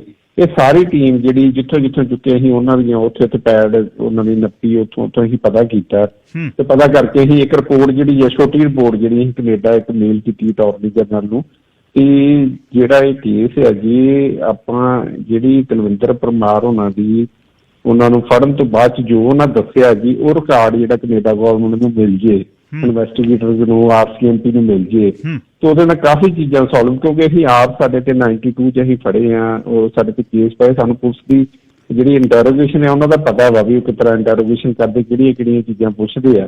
ਫਿਰ ਅਸੀਂ ਹਜ਼ਾਰਾਂ ਕੇਸ ਇਸ ਤਰ੍ਹਾਂ ਦੇ ਜਿਹੜੇ ਪੁਲਿਸ ਪਿਕ ਕਰਦੀ ਆ, ਇਲੀਗਲ ਡਿਟੈਂਸ਼ਨ ਰੱਖਦੀ ਹੈ ਜਾਂ ਉਹਨਾਂ ਨੂੰ ਇੰਟਰੋਗੇਟ ਕਰਦੀ ਹੈ, ਉਹ ਸਾਰੇ ਕੇਸਾਂ ਦਾ ਆਪਾਂ ਨੂੰ ਪਤਾ ਵਾ ਕਿਸ ਤਰ੍ਹਾਂ ਦੀ ਇਹਨਾਂ ਦੀ ਇਨਵੈਸਟੀਗੇਸ਼ਨ ਕਿਸ ਤਰ੍ਹਾਂ ਦੀ, ਤੇ ਸਾਨੂੰ ਲੱਗਦਾ ਕਿ ਉਹਦੇ 'ਚ ਕਈ ਕੁਝ ਜਿਹੜਾ ਉਹ ਬਾਹਰ ਨਿਕਲ ਸਕਦਾ। ਕੈਨੇਡਾ ਗਵਰਨਮੈਂਟ ਨੇ ਉਹਦੇ ਤੇ ਥੋੜਾ ਇੰਟਰਸਟ ਸ਼ੋ ਕੀਤਾ, ਸਾਨੂੰ ਉਹਨਾਂ ਨੇ ਰੈਫਰੈਂਸ ਦਿੱਤਾ, ਕਮਿਸ਼ਨ ਆਫ ਇਨਕੁਆਇਰੀ ਇਹਨਾਂ ਨੇ ਸਟੈਬਲਿਸ਼ ਕੀਤਾ ਸੀ ਇਸ ਕੇਸ ਬਾਰੇ, ਜੌਨ ਮੇਜਰ ਉਹਨਾਂ ਦੇ ਥੱਲੇ, ਜਿਹੜਾ ਰਿਟਾਇਰ ਸੁਪਰੀਮ ਕੋਰਟ ਜੱਜ ਸੀ। ਫਿਰ ਉਹਨਾਂ ਨੂੰ ਅਸੀਂ ਇਹ ਜਿਹੜੀ ਇਨਫੋਰਮੇਸ਼ਨ ਸੀ ਉਹਨਾਂ ਨੂੰ ਸ਼ੇਅਰ ਕੀਤੀ। ਫਿਰ ਉਹਦੇ ਤੋਂ ਇਹ ਗੱਲ ਚੱਲਦੀ ਅਖੀਰ ਦੇ ਵਿੱਚ ਜਿਹੜਾ ਵਾ ਸਾਨੂੰ ਕੈਨੇਡਾ ਗਵਰਨਮੈਂਟ ਨੇ ਆਫਰ ਕੀਤਾ, ਅਸੀਂ ਉਹਨਾਂ ਨੂੰ ਇੱਕ ਸੁਜੈਸਟ ਕੀਤਾ, ਇੱਕ ਨਾਂ ਦੱਸਿਆ ਉਹਨਾਂ ਨੂੰ, ਤੁਸੀਂ ਇਹ ਬੰਦੇ ਨੂੰ, ਇੱਕ ਪੁਲਿਸ ਅਫਸਰ ਹੀ ਰਿਟਾਇਰ, ਉਹਨਾਂ ਨੂੰ ਕੰਟੈਕਟ ਕਰੋ। ਉਹਨੇ ਤਲਵਿੰਦਰ ਨੂੰ ਅਰੈਸਟ ਕੀਤਾ ਸੀ, ਉਹਦੀ ਕਸਟਡੀ 'ਚ ਰਿਹਾ ਸੀ, ਉਹਦੇ ਹੁੰਦਿਆਂ ਹੀ ਸਾਰੀ ਪੁੱਛਗਿੱਛ ਉਹਨੂੰ ਹੁੰਦੀ ਰਹੀ, ਤੇ ਅਸੀਂ ਉਹਨਾਂ ਨੂੰ ਕੰਟੈਕਟ ਕਰਕੇ ਇਹ ਦੱਸਿਆ ਵੀ ਤੁਸੀਂ ਇਸ ਬੰਦੇ ਨੂੰ ਅਪਰੋਚ ਕਰਕੇ ਤੇ ਤੁਸੀਂ ਉਹਨਾਂ ਨੂੰ ਮਿਲ ਸਕਦੇ ਜੀ, ਉਹਦੇ 'ਚ ਸਾਰਾ ਸੱਚ ਪੁੱਛ ਸਕਦੇ, ਉਹਦੇ ਕੋਲ ਐਵੀਡੈਂਸ ਵੀ ਹੈ ਹੀ, ਅਸੀਂ ਕਾਫੀ ਕੁਝ ਪਤਾ ਕਰ ਲਿਆ ਸੀ। ਤੇ ਜਦੋਂ ਫਿਰ ਬਾਅਦ 'ਚ ਉਹਨਾਂ ਦੀ ਆ ਗਿਆ ਵੀ ਜੇ ਅਸੀਂ ਇਹਨੂੰ ਇੰਡੀਆ ਉਹਨੇ ਦੇ ਡਿਪਲੋਮੈਟਿਕ ਰਿਲੇਸ਼ਨ ਜਿਹੜੇ ਆ ਉਹਦੇ ਕਰਕੇ ਉਹਨਾਂ ਨੂੰ ਦੱਸਣਾ ਪੈਂਦਾ ਵਾ, ਤੇ ਕਿਉਂਕਿ ਇੰਡੀਆ ਗਵਰਨਮੈਂਟ ਦਾ ਇਹ ਸਟੈਂਡ ਸੀ ਤਲਵਿੰਦਰ ਜਿਹੜਾ ਉਹਨੂੰ ਰੀਅਲ ਐਨਕਾਊਂਟਰ 'ਚ ਜਿਹੜਾ ਵਾ 15 ਅਕਤੂਬਰ 1992 ਨੂੰ ਮਾਰਿਆ ਗਿਆ ਵਾ ਹੋਰ ਨਾਲ ਉਹਦੇ ਸਾਥੀਆਂ ਦੇ ਨਾਲ, ਤੇ ਉਹ ਵੱਡਾ ਮੁਕਾਬਲਾ ਹੋਇਆ ਸੀ ਜਿਹਦੇ 'ਚ SSP SK ਸ਼ਰਮਾ ਤੇ ਨਾਲ ਹੋਰ ਟੀਮ ਜਿਹੜੀ ਹੈ ਇਹ ਸਾਰੀ ਉੱਥੇ ਹੈਗੀ ਸੀ। ਉਹਨਾਂ ਨੇ ਖਾੜਕੂਆਂ ਨੇ ਗੋਲੀਆਂ ਚਲਾਤੀਆਂ, ਫਿਰ ਇਹਨਾਂ ਚਲਾਈਆਂ, ਉਹ ਕਾਰ ਛੱਡ ਕੇ ਆਪਣਾ ਖੇਤਾਂ 'ਚ ਭੱਜ ਗਏ। ਫਿਰ ਉੱਥੇ ਉਹਨਾਂ ਨੇ SSP ਇੱਕ ਬੰਬੀ ਦੇ ਉੱਪਰ ਚੜ੍ਹ ਗਿਆ, ਬੰਬੀ ਦੇ ਕੋਠੇ ਤੇ, ਉੱਥੋਂ ਉਹਨੇ ਉੱਤੋਂ ਗੋਲੀ ਮਾਰੀ, ਉਸ ਤਲਵਿੰਦਰ ਦੇ ਵੱਜੀ। ਉਹ ਜਿਸ ਤਰ੍ਹਾਂ ਕਹਾਣੀ ਪੁਲਿਸ ਦੀ ਜੋ ਮੁਕਾਬਲਿਆਂ 'ਚ ਕਹਾਣੀਆਂ ਬਣਾਉਂਦੇ ਉਸੇ ਤਰ੍ਹਾਂ ਹੀ ਬਾਅਦ 'ਚ 6 ਜਣੇ ਦੀਆਂ ਡੈਡ ਬੋਡੀਆਂ ਮਿਲ ਗਈਆਂ। ਉਹ 6 ਜਣੇ ਦੀ ਜਿਹੜੀ ਉਹਦੇ 'ਚ ਤਲਵਿੰਦਰ ਪਰਮਾਰ ਦੀ ਉਹਦੇ ਜਿਹੜੀ ਪਛਾਣ ਹੋਈ, ਉਹਦੇ 'ਚ ਜਿਹੜਾ ਉਹਦੀ ਪਾਕਟ 'ਚ ਉਹਦਾ ID ਸੀ, ਤੇ ਇਸੇ ਤਰ੍ਹਾਂ 2 ਪਾਕਿਸਤਾਨੀ ਨੈਸ਼ਨਲ ਸੀ ਤੇ 3 ਜਣੇ ਜਿਹੜੇ ਆ ਹੋਰ ਤਲਵਿੰਦਰ ਦੇ ਸਾਥੀ ਜਿਹੜੇ ਉਹਦੇ 'ਚ ਮਾਰੇ ਗਏ। ਮਜ਼ੇ ਵਾਲੀ ਗੱਲ ਹੈ ਕਿ ਰਘਬੀਰ ਸਿੰਘ ਟੈਂਕ ਜਿਹਦੇ ਸਾਰਾ ਆਪਰੇਸ਼ਨ ਚਲਾਇਆ ਤਲਵਿੰਦਰ ਪਰਮਾਰ ਨੂੰ ਫੜਾਉਣ ਦਾ, ਜਿਹੜਾ ਉਹਨੂੰ ਅਰੈਸਟ ਕਰਾਉਣ ਲਈ, ਕਿਉਂਕਿ ਰਘਬੀਰ ਟੈਂਕ ਜਿਹੜਾ ਸਭ ਤੋਂ ਪਹਿਲਾਂ ਪੁਲਿਸ ਦੇ ਕਬਜ਼ੇ 'ਚ ਆ ਗਿਆ ਸੀ, ਫਿਰ ਉਹਦੇ ਤੋਂ ਆਪਰੇਸ਼ਨ ਚੱਲਿਆ ਸੀ। ਫਿਰ ਇੱਕ ਜਿਹੜੇ ਆ ਮੇਜਰ ਆਰਮੀ ਦਾ ਮੇਜਰ ਹੀ, ਮੇਜਰ ਨਾਨਕ ਪ੍ਰਤਾਪ ਸਿੰਘ ਉਹਨਾਂ ਨੂੰ ਕਹਿੰਦੇ ਸੀ, ਆਰਮੀ ਦੇ ਆਫੀਸਰ ਸੀ ਤੇ ਜੰਮੂ ਉਸ ਟਾਈਮ ਤੇ ਉਹ ਰਹਿੰਦੇ ਸੀ।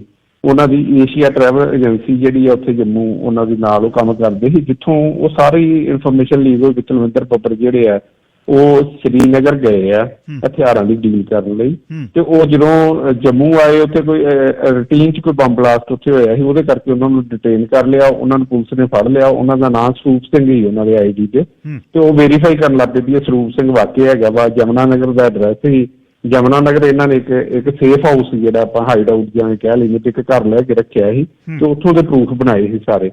ਤੇ ਜਿਹੜਾ ਰਘਬੀਰ ਟੈਂਕ ਸੀ ਉਹ ਕੰਟੈਕਟ ਸੀ ਮੇਜਰ ਨਾਨਕ ਪ੍ਰਤਾਪ ਸਿੰਘ ਜਿਹੜੇ ਆਰਮੀ ਦਾ ਜਿਹੜਾ ਆਫੀਸਰ ਸੀ, ਉਹਦੇ ਨਾਲ ਕੰਟੈਕਟ ਸੀ। ਉਹਨੇ ਉਹਨੂੰ ਦੱਸਿਆ ਵੀ ਮੈਨੂੰ ਮੈਸੇਜ ਆਇਆ ਭਾਈ ਸਾਹਿਬ ਉੱਥੇ ਜਿਹੜੇ ਆ ਉਹਨਾਂ ਨੂੰ ਡਿਟੇਨ ਕਰ ਲਿਆ, ਪਰ ਜੰਮੂ ਪੁਲਿਸ ਨੂੰ ਇਹ ਨਹੀਂ ਪਤਾ ਵੀ ਉਹ ਤਲਵਿੰਦਰ ਬੱਬਰ ਹੈ।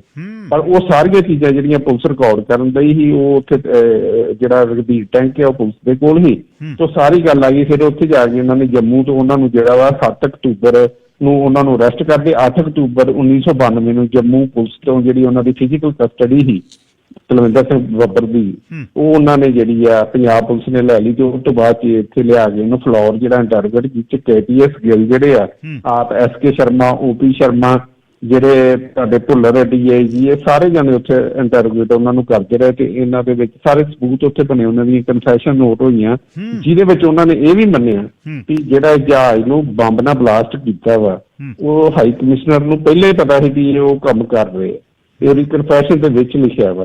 ਫਿਰ L ਸਿੰਘ ਤੇ M ਸਿੰਘ ਬਾਰੇ ਸਾਰਾ ਕੁਝ ਦੱਸਿਆ ਸੀ ਉਹਨਾਂ ਨੇ, ਪਰ ਬੜੀ ਹੈਰਾਨੀ ਦੀ ਗੱਲ ਕਿ ਪੰਜਾਬ ਪੁਲਿਸ ਚਾਹੁੰਦੀ ਸੀ ਕਿ ਤਲਵਿੰਦਰ ਬੱਬਰ ਨੂੰ ਕੋਰਟ 'ਚ ਪੇਸ਼ ਕਰਕੇ ਉਹਦੀ ਅਰੈਸਟ ਸ਼ੋਅ ਕਰ ਦਈਏ ਤੇ ਕੈਨੇਡਾ ਗੌਰਮੈਂਟ ਨੂੰ ਉਹਨੂੰ ਦੇ ਦਈਏ। ਪਰ 14 ਅਕਤੂਬਰ ਨੂੰ ਰਾਤ ਨੂੰ ਕੋਈ ਦਿੱਲੀ ਤੋਂ ਜਿਹੜੇ ਇੰਟੈਲੀਜੈਂਸ ਦੇ ਆਫੀਸਰ ਆਏ, ਉਹਨਾਂ ਆ ਕੇ ਇਹਨਾਂ ਨੂੰ ਡਾਇਰੈਕਸ਼ਨ ਦਿੱਤੀ ਵੀ ਇਹਨਾਂ ਨੂੰ ਮਾਰ ਕੇ ਤੇ ਜਿੰਨਾ ਵੀ ਐਵੀਡੈਂਸ ਤੁਹਾਡੇ ਕੋਲ, ਜੋ ਕਨਫੈਸ਼ਨ ਜਾਂ ਜੋ ਤੁਹਾਡੇ ਕੋਲ ਡਾਕੂਮੈਂਟੇਸ਼ਨ ਤੁਸੀਂ ਕੀਤੀ ਹੈ, ਸਾਰੀ ਨੂੰ ਡਿਸਟਰਾਈ ਕਰ ਦਿਓ।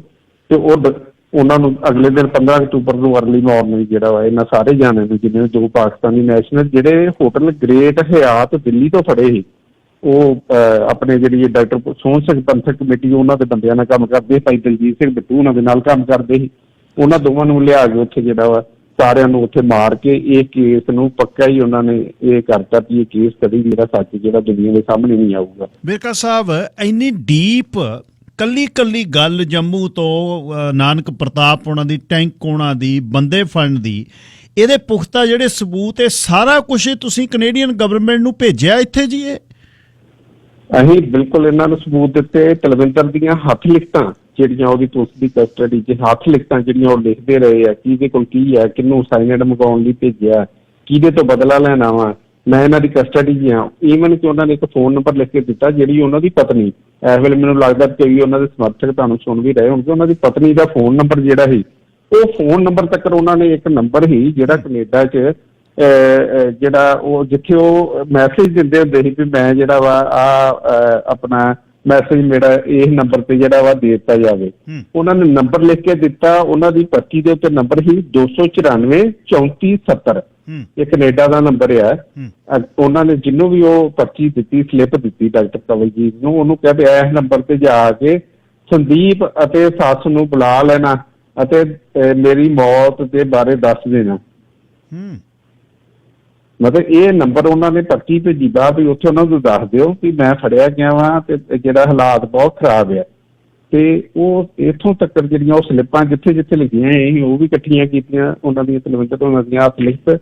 ਫਿਰ ਜਦੋਂ ਕਮਿਸ਼ਨ ਆਫ ਇਨਕੁਆਇਰੀ ਬਣਿਆ, ਅਸੀਂ ਉਹਨਾਂ ਨੂੰ ਸਾਰੇ ਸਬੂਤ ਦਿੱਤੇ। ਫਿਰ ਅਸੀਂ ਉਹਨਾਂ ਨੂੰ ਪੁਲਿਸ ਅਫਸਰ ਜਿਹੜਾ ਜਿਹਨੇ ਤਲਵਿੰਦਰ ਪਰਮਾਰ ਉਹਨਾਂ ਨੂੰ ਫੜਿਆ, ਜਿਹਦੀ ਕਸਟਡੀ 'ਚ ਰਿਹਾ, ਉਹਨਾਂ ਨੂੰ ਨਾਲ ਕੈਨੇਡਾ ਇੱਥੇ ਆਏ ਆ। ਉਹਨਾਂ ਨੇ ਕਮਿਸ਼ਨ ਆਫ ਇਨਕੁਆਇਰੀ ਦੇ ਕੋਲ, ਕਮਿਸ਼ਨ ਆਫ ਇਨਕੁਆਇਰੀ ਕੋਲ ਸਾਰੀ ਆਪਣੀ ਸਟੇਟਮੈਂਟ ਦਿੱਤੀ ਤੇ ਕਿਵੇਂ ਉਹਨਾਂ ਨੇ ਉਹਨਾਂ ਨੂੰ ਲਿਆਂਦਾ ਜੰਮੂ ਤੋਂ, ਕਿਵੇਂ ਉਹਨਾਂ ਨੇ ਇੱਥੇ ਉਹਨੂੰ ਪੁੱਛਗਿੱਛ ਕੀਤੀ, ਕੀ ਕੁਝ ਉਹਨਾਂ ਨੇ ਦੱਸਿਆ। ਤੇ ਫਿਰ 14 ਤਰੀਕ ਨੂੰ ਰਾਤ ਨੂੰ ਕਿਹੜੇ ਅਫਸਰ ਆਏ ਤੇ ਉਹਨਾਂ ਨੇ 15 ਤਰੀਕ ਨੂੰ ਉਹਨਾਂ ਤੋਂ ਤਲਵਿੰਦਰ ਤੇ ਬਾਕੀ ਜਿਹੜੇ ਬੰਦੇ ਆ ਉਹਨਾਂ ਦੀ ਕਸਟਡੀ ਚੋਂ ਲੈ ਲਏ ਤੇ ਉਹਨਾਂ ਨੂੰ ਖੜ ਕੇ ਤੇ ਮਾਰਤਾ। ਉਹ ਸਾਰੀ ਸਟੇਟਮੈਂਟ ਇੱਥੇ ਹੀ। ਉਹਦੇ ਤੋਂ ਬਾਅਦ ਜਿਹੜਾ ਜਦੋਂ ਆਟੋਵਾ ਸਟੇਟਮੈਂਟ ਰਿਕਾਰਡ ਹੋਈ ਤੇ ਉਹਦੇ ਅਗਲੇ ਦਿਨ ਜਿਹੜੀ ਇੱਕ ਬੜਾ ਰੌਲਾ ਪੈ ਗਿਆ ਕਿ ਇਹ ਕੇਸ ਜਿਹੜਾ ਵਾ ਇਹਦੇ 'ਚ ਬੜੀ ਵੱਡੀ ਜਿਹੜੀ ਆ ਉਹ ਕੱਲ ਡਿਕਲੇਅਰ ਕਰਨ ਵਾਲੇ ਆ ਕਮਿਸ਼ਨ ਆਫ ਇਨਕੁਆਇਰੀ। ਪਰ ਉਹਦੇ ਤੋਂ ਪਹਿਲਾਂ ਹੀ ਜਿਹੜੀ ਕੈਨੇਡਾ ਗੌਰਮੈਂਟ ਤੇ ਇੰਡੀਆ ਗੌਰਮੈਂਟ ਨੇ ਇਹਨੂੰ ਅਪੋਜ਼ ਕਰਨਾ ਸ਼ੁਰੂ ਕਰਤਾ ਵੀ ਇਹ ਜਿਹੜੀ ਸਾਹਮਣੇ ਨਹੀਂ ਆਉਣਾ ਚਾਹੀਦਾ। ਤੇ ਤੁਹਾਨੂੰ ਯਾਦ ਹੋਊਗਾ 2007 ਦੀ ਜੂਨ 2007 ਦੀ ਗੱਲ ਹੀ ਹੈ ਤੇ ਉਦੋਂ ਇਹਨਾਂ ਨੇ ਉਹ ਪੋਸਟਪੋਨ ਕਰਾਈ ਹੀਅਰਿੰਗ ਜਿਹੜੀ ਸੀ ਕਮਿਸ਼ਨ ਆਫ ਇਨਕੁਆਇਰੀ 'ਚ ਆਟੋਵਾ 'ਚ। ਤੇ ਅਗਲੇ ਦਿਨ ਅਸੀਂ ਬਿਲਕੁਲ ਪ੍ਰੀਪੇਅਰ ਹਾਂ ਵੀ ਅਸੀਂ ਆਪਣੇ ਓਪਨ ਹਾਂ, ਸਾਨੂੰ ਕੋਈ ਜਦੋਂ ਆਪਾਂ ਇੰਡੀਆ ਰਹਿ ਕੇ ਇੱਥੇ ਇਹੋ ਜਿਹੇ ਕੇਸ ਕਰਦੇ ਤਾਂ ਸਾਨੂੰ ਇਹੋ ਜਿਹਾ ਕੋਈ ਜਾਨ ਦਾ ਖਤਰਾ ਵਾਲੀ ਗੱਲ ਨਹੀਂ ਵੀ ਇਹ ਵੀ ਉਸ ਤਰ੍ਹਾਂ ਦਾ ਕੇਸ ਹੈ ਜਿਸ ਤਰ੍ਹਾਂ ਦੇ ਹਜ਼ਾਰਾਂ ਕੇਸ ਅਸੀਂ ਪਹਿਲਾਂ ਦੇਖੇ। ਅਸੀਂ ਉਹਨਾਂ ਨੂੰ ਕਿਹਾ ਸਾਨੂੰ ਕੋਈ ਖਤਰਾ ਨਹੀਂਗਾ, ਸਾਨੂੰ ਕੋਈ ਸਿਕਿਉਰਿਟੀ ਦੀ ਨਹੀਂ, ਸਾਨੂੰ ਕੋਈ ਪ੍ਰੋਟੈਕਸ਼ਨ ਨਹੀਂ ਚਾਹੀਦੀ, ਸਾਨੂੰ ਕੋਈ ਲਾਲਚ ਨਹੀਂ। ਅਸੀਂ ਕੈਨੇਡਾ ਗੌਰਮੈਂਟ ਨਾਲ ਐਗਰੀਮੈਂਟ ਕੀਤਾ ਤੇ ਸਾਨੂੰ ਨਾ ਤੇ ਪੈਸੇ ਚਾਹੀਦੇ ਆ ਤੇ ਨਾ ਹੀ ਅਸੀਂ ਕੋਈ ਸਿਕਿਉਰਿਟੀ ਜਾਂ ਸੇਫਟੀ ਦੀ ਕੋਈ ਸਾਡਾ ਕੰਸਰਨ ਹੈਗਾ ਵਾ। ਅਸੀਂ ਆਪਣੇ ਆਪ ਆਏ ਹਾਂ ਤੇ ਅਸੀਂ ਸੱਚ ਬੋਲ ਕੇ ਚੱਲ ਜਾਵਾਂਗੇ ਵਾਪਸ। ਉਹਦੇ ਬਾਵਜੂਦ ਇੰਟਰਨਲ ਕੈਨੇਡਾ ਗੌਰਮੈਂਟ ਨੇ ਕਮਿਸ਼ਨ ਆਫ ਇਨਕੁਆਇਰੀ ਤੇ ਇਹਨਾਂ ਦੇ ਸਟਾਫ ਦੇ ਫੋਨ ਟੇਪ ਕੀਤੇ, ਸਾਡੇ ਫੋਨ ਟੇਪ ਕੀਤੇ। ਈਵਨ ਉਹਨਾਂ ਨੂੰ ਜਿਹੜਾ ਵਾ ਕਮਿਸ਼ਨਰ ਉਹਨਾਂ ਨੂੰ ਹਰਾਸ ਕੀਤਾ, ਜਿਹੜੀ ਇਹਨਾਂ ਨੇ ਕਮਿਸ਼ਨ ਕੈਨੇਡਾ ਗੌਰਮੈਂਟ ਨੇ ਬਣਾਇਆ ਉਹਨਾਂ ਨੂੰ ਹਰਾਸ ਕੀਤਾ। ਸਾਡੇ ਕੋਲ ਈਮੇਲ ਪਈਆਂ ਉਹਨਾਂ ਦੀਆਂ ਜਿਹਦੇ ਵਿੱਚ ਉਹਨਾਂ ਨੇ ਸਾਨੂੰ ਇਨਫੋਰਮ ਕੀਤਾ ਵਾ ਵੀ ਤੁਸੀਂ ਸਾਡੇ ਨਾਲ ਕੋਈ ਈਮੇਲ ਤੇ ਜਾਂ ਫੋਨ ਤੇ ਗੱਲ ਨਾ ਕਰੋ ਕਿਉਂਕਿ ਸਾਡੇ ਫੋਨ ਟੇਪ ਹੋ ਰਹੇ। ਜੇ ਤੁਸੀਂ ਇੱਕ ਗੌਰਮੈਂਟ ਆਪਣੇ ਕਮਿਸ਼ਨਰ ਜਿਹੜਾ ਟੈਬ ਜੱਜ ਹੈ ਜਿਹਨੂੰ ਤੁਸੀਂ ਸੱਚ ਕਰਨ ਲੱਭਣ ਲਈ ਉਹਨੂੰ ਅਪੁਆਇੰਟ ਕੀਤਾ ਵਾ, ਜੇ ਤੁਸੀਂ ਉਹਨਾਂ ਦੇ ਫੋਨ ਟੇਪ ਕਰੋਗੇ ਤੇ ਫਿਰ ਤੁਸੀਂ ਕੀ ਸੱਚ ਦੀ ਉਮੀਦ ਕਰਦੇ ਜੇ। ਫਿਰ ਉਹ ਪੋਸਟਪੋਨ ਕੀਤੀ ਰਹੇਗਾ। ਫਿਰ ਉਹ ਤੋਂ ਬਾਅਦ 'ਚ ਇਹਨਾਂ ਨੇ ਇੱਕ ਕੰਡੀਸ਼ਨ ਰੱਖਤੀ ਕਿ ਸਰਬਜੀਤ ਸਿੰਘ ਵੇਰਕਾ ਜਿਹੜਾ ਵਾ ਇਹ ਰਿਗ ਤੇ ਨਹੀਂ ਆਊਗਾ ਤੇ ਕੱਲਾ ਰਾਜਵਿੰਦਰ ਸਿੰਘ ਬੈਂਸ ਜਿਹੜੇ ਉਹ ਆ ਸਕਦੇ ਆ। ਕਿਉਂਕਿ ਮੈਂ ਇਸ ਗੱਲ ਲਈ, ਕਿਉਂਕਿ ਸਾਰੀ ਇਨਵੈਸਟੀਗੇਸ਼ਨ ਮੈਂ ਕੀਤੀ ਸੀ ਗਰਾਊਂਡ ਲੈਵਲ ਤੇ, ਉਹਨਾਂ ਨੂੰ ਇਹ ਐਮਬੈਰਸਮੈਂਟ ਹੀ ਤੇ ਜੇ ਸਰਬਜੀਤ ਆਉਂਦਾ ਵਾ ਤੇ ਇਹਨੂੰ ਕੋਈ ਸਵਾਲ ਪੁੱਛੂਗਾ ਤੇ ਉਹਦਾ ਜਵਾਬ ਦੇ ਦੂਗਾ ਸਾਰੀ ਗੱਲ ਦਾ, ਕਿੱਥੋਂ ਫੜਿਆ, ਕੀ ਕੀਤਾ, ਕਿਹੜਾ ਐਵੀਡੈਂਸ ਹੈ। ਤੇ ਸਾਡੇ ਕੋਲ ਰਿਕਾਰਡਿੰਗ ਸਾਰੀਆਂ ਜਿਹੜੀਆਂ ਇਹ ਸਾਰੀਆਂ ਕਮਿਸ਼ਨ ਨੂੰ ਦਿੱਤੀਆਂ ਤੇ ਉਸ ਤੋਂ ਬਾਅਦ ਜਦੋਂ ਦੁਬਾਰਾ ਹੀਅਰਿੰਗ ਹੋਈ ਫਿਰ ਬੈਂਸ ਸਾਹਿਬ ਨੇ ਰਿਫਿਊਜ਼ ਕਰਤਾ। ਉਹਨੇ ਕਿਹਾ ਵੀ ਇਹ ਤਾਂ ਸਾਰਾ 99% ਵਰਕ ਜਿਹੜਾ ਇਹਨੇ ਸਰਬਜੀਤ ਨੇ ਕੀਤਾ ਤੇ ਜੇ ਇਹਨੇ ਨਹੀਂ ਆਉਣਾ ਤੇ ਮੇਰਾ ਤਾਂ ਮਤਲਬ ਨਹੀਂ। ਉਹਨਾਂ ਨੇ ਇਹਨਾਂ ਨੂੰ ਮੇਲ ਕਰਤੀ ਕਿ ਅਸੀਂ ਨਹੀਂ ਆ ਰਹੇ ਸਤੰਬਰ 'ਚ ਦੁਬਾਰਾ ਹੀਅਰਿੰਗ 21 ਜਾਂ 22 ਸਤੰਬਰ ਨੂੰ ਤੇ ਦੁਬਾਰਾ ਉਹ ਫਿਰ ਇਹਨਾਂ ਨੂੰ ਮਜਬੂਰਨ ਬੁਲਾਉਣਾ ਪਿਆ। ਤੇ ਤੁਸੀਂ ਹੈਰਾਨ ਹੋ ਜਾਓਗੇ ਕਿ ਆਪਾਂ ਵਰਲਡ ਸਿੱਖ ਆਰਗੇਨਾਈਜੇਸ਼ਨ ਇਸ ਕੇਸ 'ਚ ਪਾਰਟੀ ਸੀ, ਤੁਹਾਨੂੰ ਯਾਦ ਹੋਊਗਾ ਸਾਰਿਆਂ ਨੂੰ ਕਿ ਵਰਲਡ ਸਿੱਖ ਆਰਗੇਨਾਈਜੇਸ਼ਨ ਇਸ ਕੇਸ ਦੀ ਪਾਰਟੀ ਜਿਹਦੇ ਤੁਹਾਡੇ ਜਿਹੜੇ ਹੁਣ ਮਿਨਿਸਟਰ ਆ ਉਹ ਉਹਨਾਂ ਦੇ ਫਾਦਰ ਸਾਹਿਬ ਵੀ ਇਹਦੇ 'ਚ ਰਹੇ, ਉਹ ਆਪ ਵੀ ਰਹੇ ਆ, ਜਿਹੜੇ ਮੈਡਮ ਜਿਹੜੇ ਸੁਪਰੀਮ ਕੋਰਟ ਦੇ ਜੱਜ ਬਣੇ ਉਹ ਵੀ ਵਰਲਡ ਸਿੱਖ ਆਰਗੇਨਾਈਜੇਸ਼ਨ ਨਾਲ ਐਫੀਲੀਏਟਡ ਰਹੇ ਆ। ਜਦੋਂ ਅਸੀਂ ਕੋਰਟ 'ਚ ਉੱਥੇ ਬੈਠੇ ਆ, ਜਦੋਂ ਆਟੋਵਾ 'ਚ ਸਾਨੂੰ ਲੋਕਾਂ ਨੇ ਸਵਾਲ ਪੁੱਛਣੇ ਸੀ, ਦੁਨੀਆ ਦੇ ਸਾਰੇ ਮੀਡੀਆ ਨੇ, ਜਿਹੜੀਆਂ ਪਾਰਟੀਆਂ ਸੀ ਏਅਰ ਇੰਡੀਆ, ਵਿਕਟਮ ਐਸੋਸੀਏਸ਼ਨ, ਫਿਰ ਜਿਹੜੀ RCMP ਜਾਂ ਸੀਸੇਜ, ਇੰਡੀਆ ਗਵਰਨਮੈਂਟ ਤੇ ਵਰਲਡ ਸਿੱਖ ਆਰਗੇਨਾਈਜੇਸ਼ਨ, ਤੁਸੀਂ ਹੈਰਾਨ ਹੋ ਜਾਓਗੇ ਕਿ ਕਿਸੇ ਨੇ ਸਾਨੂੰ ਇੱਕ ਸਵਾਲ ਤੱਕ ਨਹੀਂ ਪੁੱਛਿਆ। ਸਾਰਾ ਪੂਰਾ ਸਿਸਟਮ ਕੋਰਟ ਦਾ ਮੈਨੇਜ ਹੀ ਤੇ ਕੋਈ ਵੀ ਬੰਦਾ ਇਹਨਾਂ ਨੂੰ ਸਵਾਲ ਨਾ ਪੁੱਛੇ। ਸਿਰਫ ਇਸ ਗੱਲ ਲਈ ਉਹਨੂੰ ਸਿਰਫ ਉਹ ਵੀ ਜੇ ਅਸੀਂ ਕੋਈ ਸਵਾਲ ਕਿਸੇ ਨੇ ਪੁੱਛ ਲਿਆ ਤੇ ਉਹ ਸੱਚ ਜਿਹੜਾ ਸਾਰਾ ਸਾਹਮਣੇ ਆ ਜਾਊਗਾ। ਉਸ ਸੱਚ ਨੂੰ ਫਿਰ ਸਾਨੂੰ ਇਹ ਗਰੰਟੀ ਦਿੱਤੀ ਗਈ ਵੀ ਉਹ ਰੀ-ਇਨਵੈਸਟੀਗੇਸ਼ਨ ਕਰ ਰਹੇ, ਕਿਉਂਕਿ ਜਿੰਨਾ ਐਵੀਡੈਂਸ ਅਸੀਂ ਦਿੱਤਾ ਵਾ ਇਹ ਬਹੁਤ ਐਪਰੀਸ਼ੀਏਟਡ ਹੈ ਤੇ ਇਹਦੇ ਨਾਲ ਜਿਹੜਾ ਵਾ ਬੜੀ ਵੱਡੀ ਪ੍ਰਾਪਤੀ ਅੱਗੇ ਇਨਵੈਸਟੀਗੇਸ਼ਨ 'ਚ ਹੋਊਗੀ। ਅਸੀਂ ਵੀ ਇਸ ਗੱਲ ਤੇ ਤਸੱਲੀ ਕੀਤੀ ਕਿ ਸ਼ਾਇਦ ਹੋ ਸਕਦਾ ਵੀ ਇਨਵੈਸਟੀਗੇਸ਼ਨ ਕਰਕੇ ਇਹ ਅੱਜ ਇਹ ਗੱਲਾਂ ਬਾਹਰ ਨਹੀਂ ਆਉਣ ਦੇਣਾ ਚਾਹੁੰਦੇ ਤੇ ਅਸੀਂ ਉਹਦੇ ਤੇ ਹੋਰ ਵਰਕ ਜਿਹੜਾ ਆਪਣਾ ਕਰਨਾ ਸ਼ੁਰੂ ਕੀਤਾ। ਕੈਨੇਡਾ, ਅਮਰੀਕਾ, ਇੰਗਲੈਂਡ, ਸਾਰੀ ਜਗ੍ਹਾ ਹੀ ਜਿੱਥੇ ਜਰਮਨ, ਜਿੱਥੇ ਉਹ ਤਲਵਿੰਦਰ ਦੀ ਪ੍ਰੋਫੈਸ਼ਨ 'ਚ ਜਿਹੜੇ ਬੰਦੇ ਸੀ ਜਿਨ੍ਹਾਂ ਨਾਲ ਉਹ ਐਸੋਸੀਏਟ ਰਹੇ ਸੀ ਪਾਕਿਸਤਾਨ 'ਚ, ਸਾਰਿਆਂ ਨਾਲ ਅਸੀਂ ਗੱਲ ਕਰਕੇ ਆਪਣੀ ਰਿਪੋਰਟ ਇੱਕ ਕੰਪਾਈਲ ਕੀਤੀ, ਫਿਰ ਇਹਨਾਂ ਨੂੰ ਉਹ ਸਬਮਿਟ ਵੀ ਕੀਤੀ। ਤੇ ਜਿੰਨਾ ਐਵੀਡੈਂਸ ਸੀ, ਜਿੰਨੀਆਂ ਉਹ DSP ਨੇ, ਬਾਅਦ 'ਚ ਸਾਨੂੰ ਇੱਕ ਪਤਾ ਲੱਗਾ ਵੀ ਉਹ DSP ਜਿਹੜੇ ਸੀ ਉਹਨਾਂ ਨੂੰ ਇਹਨਾਂ ਨੇ ਕੈਨੇਡਾ 'ਚ ਸਿਟੀਜ਼ਨਸ਼ਿਪ ਦੇ ਦਿੱਤੀ। ਫਿਰ ਉਹਨਾਂ ਦੇ ਨਾਲ ਇਹਨਾਂ ਦੀ ਉਹ DSP ਤੁਹਾਡੇ ਨਾਲ ਆਏ ਸੀ ਵੇਰਕਾ ਸਾਹਿਬ? ਸਾਡੇ ਨਾਲ ਆਏ ਸੀ, ਉਹਨਾਂ ਦੀ ਐਵੀਡੈਂਸ ਹੋਈ, ਜਿੰਨਾ ਐਵੀਡੈਂਸ ਉਹਨਾਂ ਕੋਲ ਹੈਗਾ ਤਲਵਿੰਦਰ ਬਾਰੇ ਉਹ ਸਾਰਾ ਕੁਝ ਕੋਰਟ ਦੇ ਰਿਕਾਰਡ ਤੇ ਆ ਗਿਆ। ਫਿਰ ਜਦੋਂ ਅਸੀਂ ਆਟੋਵਾ ਤੋਂ ਟੋਰਾਂਟੋ ਗਏ ਆ ਬਾਈ ਏਅਰ ਕੈਨੇਡਾ ਦੀ ਫਲਾਈਟ ਸੀ, ਮੈਨੂੰ ਅੱਜ ਵੀ ਯਾਦ ਆ ਕਿ ਉਹ ਫਲਾਈਟ ਦੇ ਵਿੱਚੋਂ ਜਿਹੜਾ DSP ਸੀ ਉਹਦੀ ਜਿਹੜੇ ਬੈਗ ਸੀ ਜਿਹਦੇ ਵਿੱਚ ਸਾਰੀਆਂ ਕੈਸਟਾਂ, ਵੀਡੀਓ, ਤਲਵਿੰਦਰ ਦੀ ਫੋਟੋਗ੍ਰਾਫ ਤੇ ਆਡੀਓ ਕੈਸਟਾਂ, ਉਹ ਸਾਰਾ ਬੈਗ ਉਹਨਾਂ ਦਾ 에ਅਰਲਾਈਨ 'ਚੋਂ ਗੁੰਮ ਹੋ ਗਿਆ।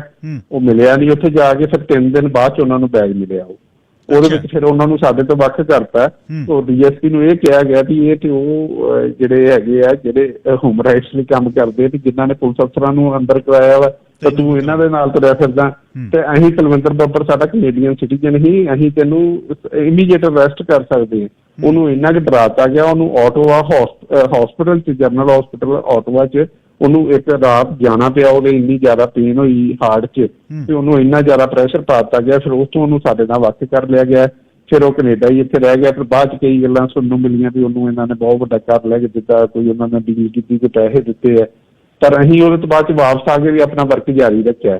ਫਿਰ ਅਸੀਂ ਪਿਛਲੇ ਸਾਲ ਵੀ ਪ੍ਰਾਈਮ ਮਿਨਿਸਟਰ ਕੈਨੇਡਾ ਨੂੰ ਜਿਹੜੀ ਆ ਉਹ ਇੱਕ ਰਿਕੁਐਸਟ ਜਸਟਿਸ ਜੀਤ ਸਿੰਘ ਬੈਂਸ ਚਾਹੁੰਦੇ ਸੀ ਵੀ ਆਪਾਂ ਇਹਨੂੰ ਰਿਕੁਐਸਟ ਕਰੀਏ ਵੀ ਇੰਡੀਪੈਂਡੈਂਟ ਅਪਰੂਵ ਕਰਾਵੇ ਤੇ ਤਾਂ ਵੀ ਇਹ ਸੱਚ ਨਿਕਲ ਸਕਦਾ ਵਾ। ਅੱਛਾ, ਉਹ DSP ਦਾ ਨਾਮ ਪੋਸੀਬਲ ਹੈ ਜੀ ਦੱਸਣਾ ਤੁਹਾਨੂੰ? ਹਰਮੇਲ ਸਿੰਘ ਜੀ, ਹਰਮੇਲ ਸਿੰਘ ਚੰਦੀ। ਤੇ ਉਹ ਜਿਉਂਦੇ ਨੇ ਹੁਣ?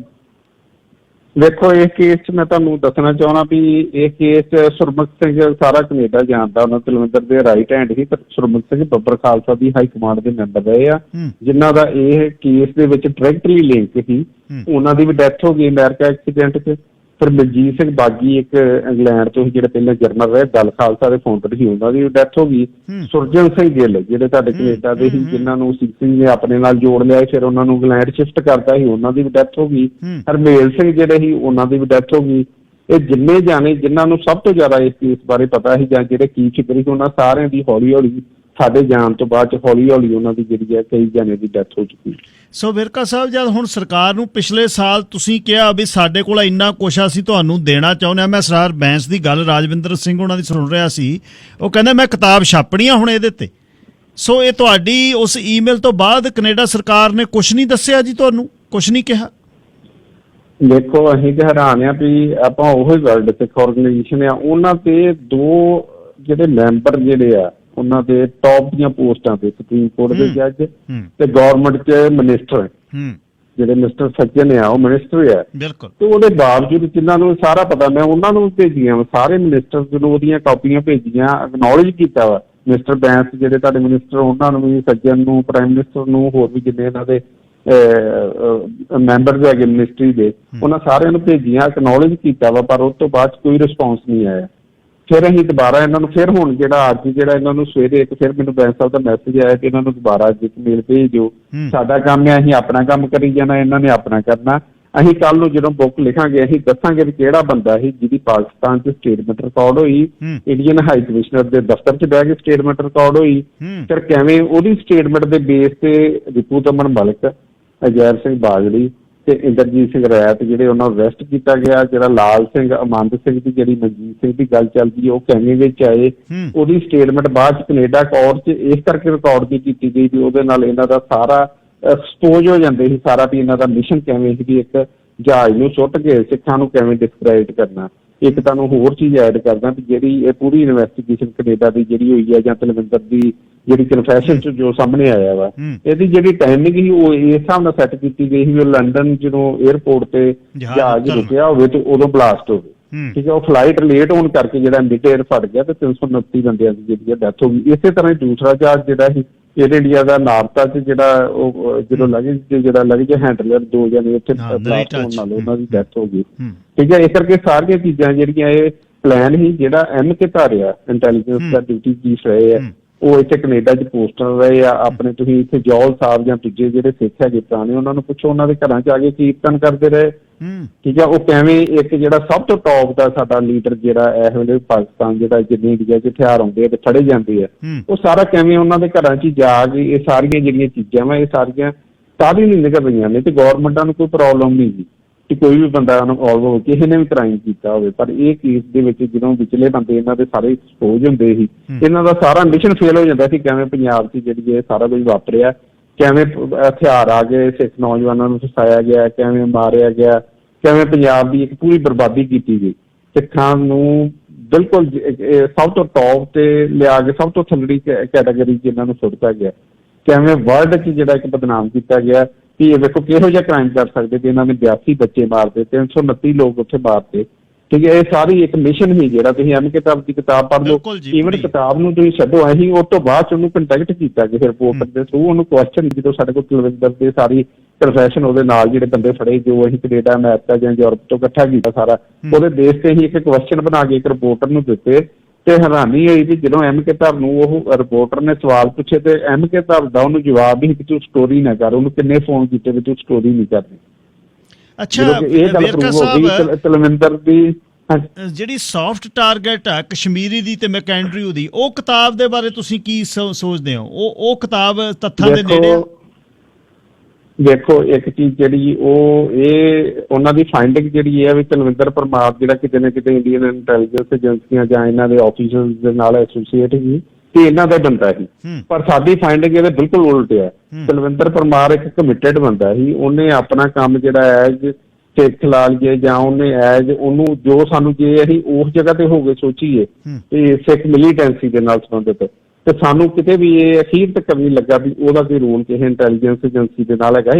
ਈਵਨ ਤਲਵਿੰਦਰ ਨੇ ਇਹਨਾਂ ਨੂੰ ਬੜੀ ਚਲਾਕੀ ਦੇ ਨਾਲ ਜਿਹੜੀ ਹੈ ਸਾਰੀਆਂ ਚੀਜ਼ਾਂ ਜਿਹੜੀਆਂ ਕੀਤੀਆਂ, ਪਰ ਤਲਵਿੰਦਰ ਨੂੰ ਅਖੀਰ 'ਚ ਅਹਿਸਾਸ ਹੋਇਆ ਕਿ ਮੇਰੇ ਕੋਲ ਇਹ ਜਿਹੜਾ ਕੰਮ ਜਿਹੜਾ ਕਰਾ ਦਿੱਤਾ ਗਿਆ ਵਾ। ਫਿਰ ਉਹਨੇ ਇੱਥੇ ਆਪਣਾ ਸਭ ਤੋਂ ਜਿਹੜੇ ਸਿੱਖਾਂ 'ਚ ਜਾਣੀ ਪਛਾਣੀ ਸ਼ਖਸੀਅਤ ਇੱਕ ਰਿਪੋਰਟਰ ਹੈਗੇ ਚੰਡੀਗੜ੍ਹ ਦੇ, ਉਹਨਾਂ ਨੂੰ ਕੰਟੈਕਟ ਕੀਤਾ ਮਰਨ ਤੋਂ ਪਹਿਲਾਂ, ਜਿੱਦਣ ਉਹਨਾਂ ਨੂੰ ਫੜਦੇ ਆ ਤੇ ਐਨਕਾਊਂਟਰ 'ਚ ਮਾਰਦੇ, ਉਹਦੇ ਤੋਂ ਇੱਕ ਹਫ਼ਤਾ ਪਹਿਲਾਂ ਉਹਨਾਂ ਨੇ ਕਰਮਜੀਤ ਸਿੰਘ ਪੰਜਾਬੀ ਟ੍ਰਿਬਿਊਨ ਵਾਲੇ ਕਰਮਜੀਤ ਸਿੰਘ ਪੰਜਾਬੀ ਟ੍ਰਿਬਿਊਨ ਵਾਲਿਆਂ ਨੂੰ ਕੰਟੈਕਟ ਕੀਤਾ ਵੀ ਮੈਂ ਪ੍ਰੈਸ ਕਾਨਫਰੰਸ ਕਰਕੇ ਦੱਸਣਾ ਚਾਹੁੰਦਾ ਦੁਨੀਆ ਨੂੰ ਵੀ ਇਹ ਸਾਰਾ ਕੁਝ ਕੀ ਵਾਪਰਿਆ ਹੈ। ਠੀਕ ਹੈ, ਉਹਦੇ ਬਾਵਜੂਦ ਉਹ ਪ੍ਰੈਸ ਕਾਨਫਰੰਸ ਅਰੇਂਜ ਨਹੀਂ ਕੀਤੀ ਗਈ।